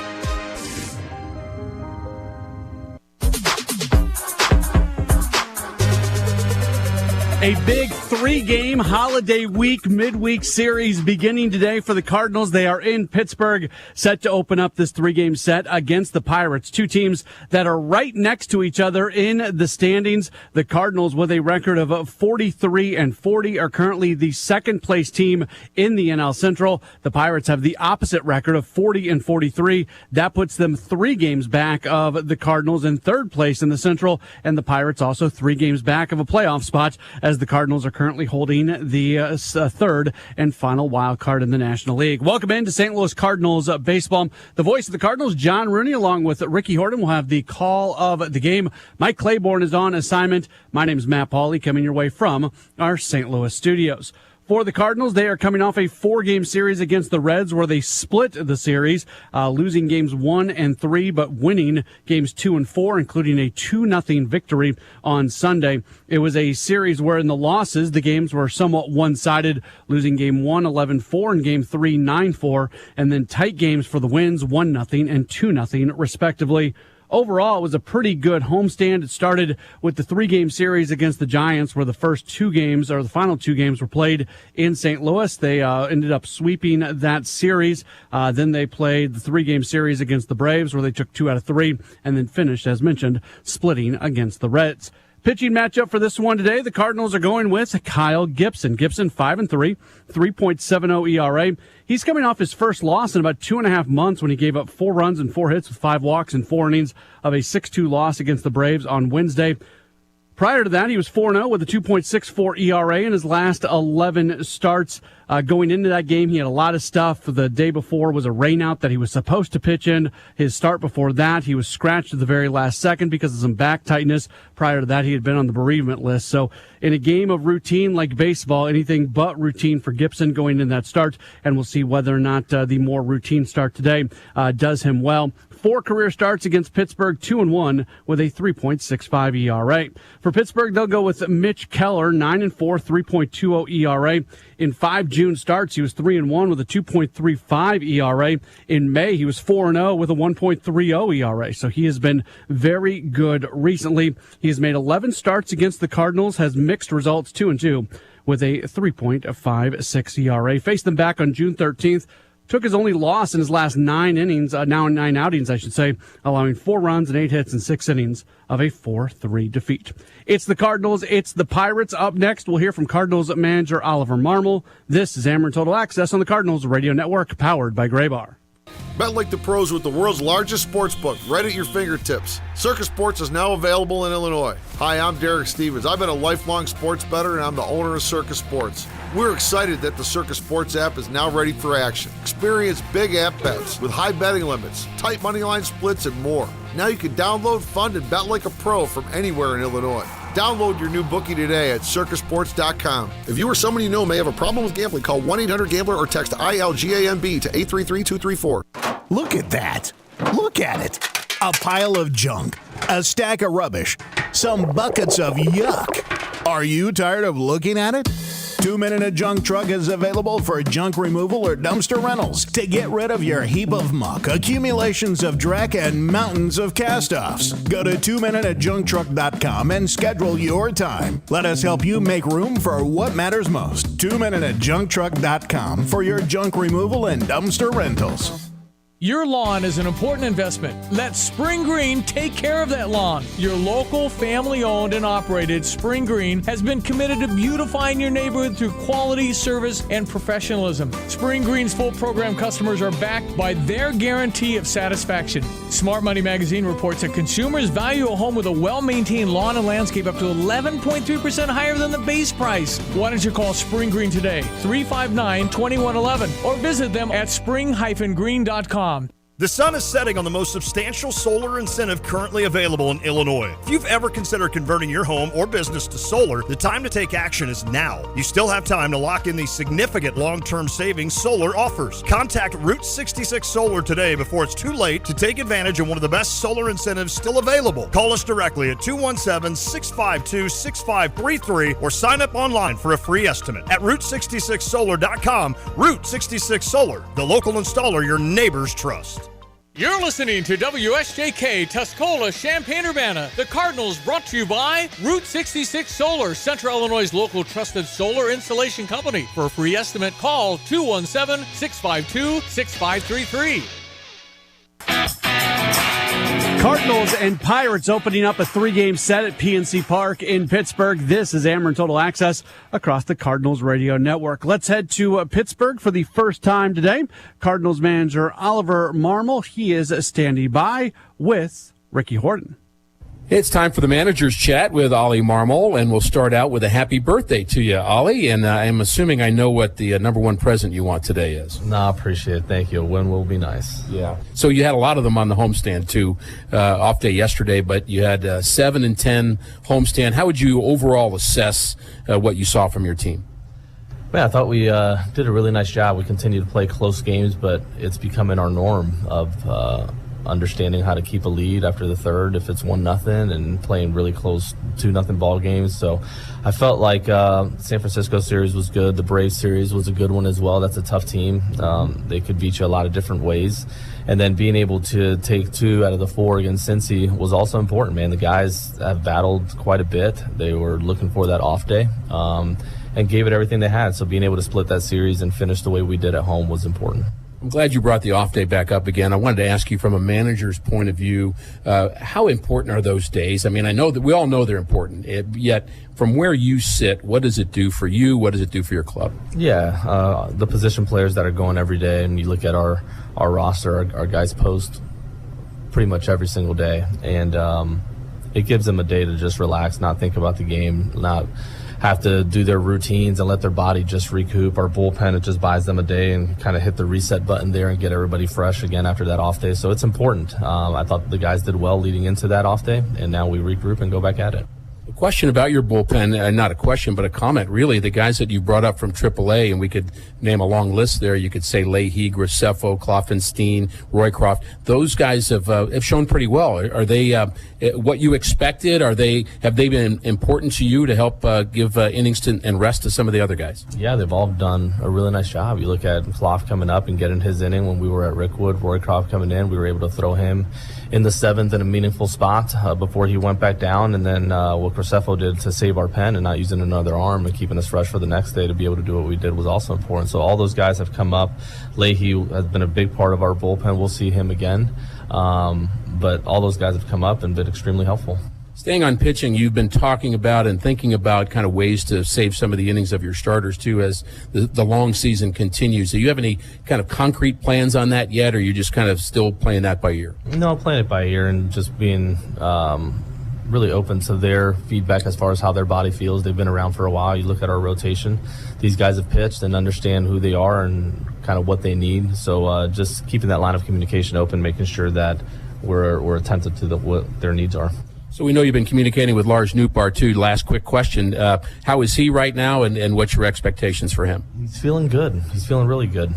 His at-bats, he's getting everything he needs out of it. Even his last one where he punched out 3 times, he reported that being the best he has felt which is a positive, man. We got to check the health box and then the performance box, but he's on his way.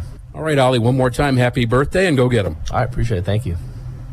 Fellas, thank you so much. Happy birthday to Oliver Marmol, and that conversation being brought to you by Webster University. Up next, we'll take a look down at the minor leagues, including 2 Cardinals minor league pitchers being selected for the Futures game. We'll tell you all about it in just a moment. This is Ameren Total Access on the Cardinals Radio Network, powered by Graybar. Cardinals Care silent auctions allow fans the opportunity to win autographed items while supporting kids in the St. Louis community. Bid on items such as autographed baseballs, jerseys, photos, and unique memorabilia signed by your favorite Cardinals player or alumni. Held every home series, fans can bid in stadium or online, with all proceeds benefiting Cardinals Care. Visit cardinals.com/CC auctions to bid and to learn more. If you suffer from erectile dysfunction, the St. Louis Men's Clinic is your answer. Listen, we specialize in men's sexual health. In 10 years, we've helped over 30,000 men of all ages and medical histories find a solution to their ED. Call the St. Louis Men's Clinic at 314-399-8120 or stlmensclinic.com. And if you don't see results on your first visit, your appointment is absolutely free. Call 314-399-8120 today. The St. Louis Men's Clinic is a preferred partner of the St. Louis Cardinals. If you're in the market for a new car battery, you could go to one of those big box stores, except there's no guarantee you'll be served by an actual car expert. Clean up in aisle 3. You could pick a battery off the shelf, except it might be close to expiring. Or you could just come into Interstate. Don't make a big box store blunder. With competitive prices and a more personal, reliable approach, Interstate Batteries is the clear-cut choice if you want to guarantee yourself a new and trustworthy car battery. They're open and ready to serve you at 2504 North Mattis Avenue in Champaign. Hard hit, center field, it's deep, to the track, to the wall, and it's gone! Matt Carpenter has homered again! Summertime in St. Louis means Cardinals baseball. Head to the ballpark the weekend of July 12th through the 14th when the Cardinals host the Chicago Cubs. This weekend showdown includes a Saturday day-night doubleheader. Tickets start at just $15. That's the Cardinals and the Cubs July 12th through the 14th at Busch Stadium. Get your tickets today at Cardinals.com. This is Matt Carpenter, St. Louis Cardinals for the Lou. Let freedom and fortune ring at Golden Nugget Casino in Danville with your chance to win a brand new Dodge Charger and $2,500 cash. Earn entries now through July 5th and 4 times the points on slots July 5th and 6th. Golden Nugget Danville, the new gold standard. Not valid for any participant of the Illinois Gaming Board statewide voluntary self-exclusion program. Must be 21 years of age or older. If you or someone you know has a gambling problem, crisis counseling and referral services can be accessed by calling 1-800-GAMBLER. I'm Ashley, and this is my husband, Scott, and we're the owners of Route 66 Solar. If an out-of-state company has knocked on your door to sell you solar, you owe it to yourself to call us and get a second opinion. When you call Route 66, you work directly with us from start to finish. Find complete peace of mind with our in-house installation crews and American-made equipment backed by our 30-year warranty. Before you go solar, call Route 66 Solar for a second opinion and get your free estimate today. You're listening to WSJK Tuscola, Champaign-Urbana. The Cardinals brought to you by Route 66 Solar, Central Illinois' local trusted solar installation company. For a free estimate, call 217-652-6533. Suit up this season at MLBShop.com. Check out the largest selection of official jerseys, caps, t-shirts, collectibles, and more. Gear up with your Cardinals at MLBShop.com. Taking a look at what's going on across the Cardinals minor league system, let's start with a little bit of news today as Major League Baseball has announced the Futures game roster and 2 Cardinals pitching prospects being selected.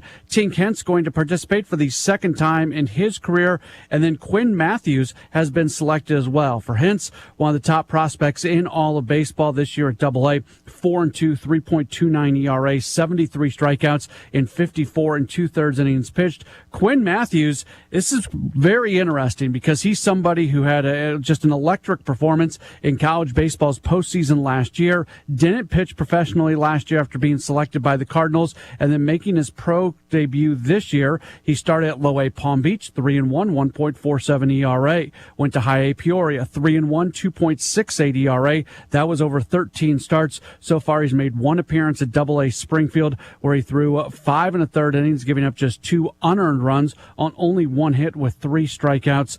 So it's somebody who Cardinals fans have a good reason to be excited about. As far as what's going on across the Cardinals minor league system today, AAA Memphis, they're at home against Nashville. It's going to be on the mound for Memphis today. It will be Michael McGreevy. He comes in 4-7, 4.55 ERA. AA Springfield, they're on the road as they take on Northwest Arkansas as Cooper Jerpy's on the mound. He's been pitching really well recently. 2-1, 3.55 ERA. High A Peoria is at South Bend, and Low A Palm Beach, they match up against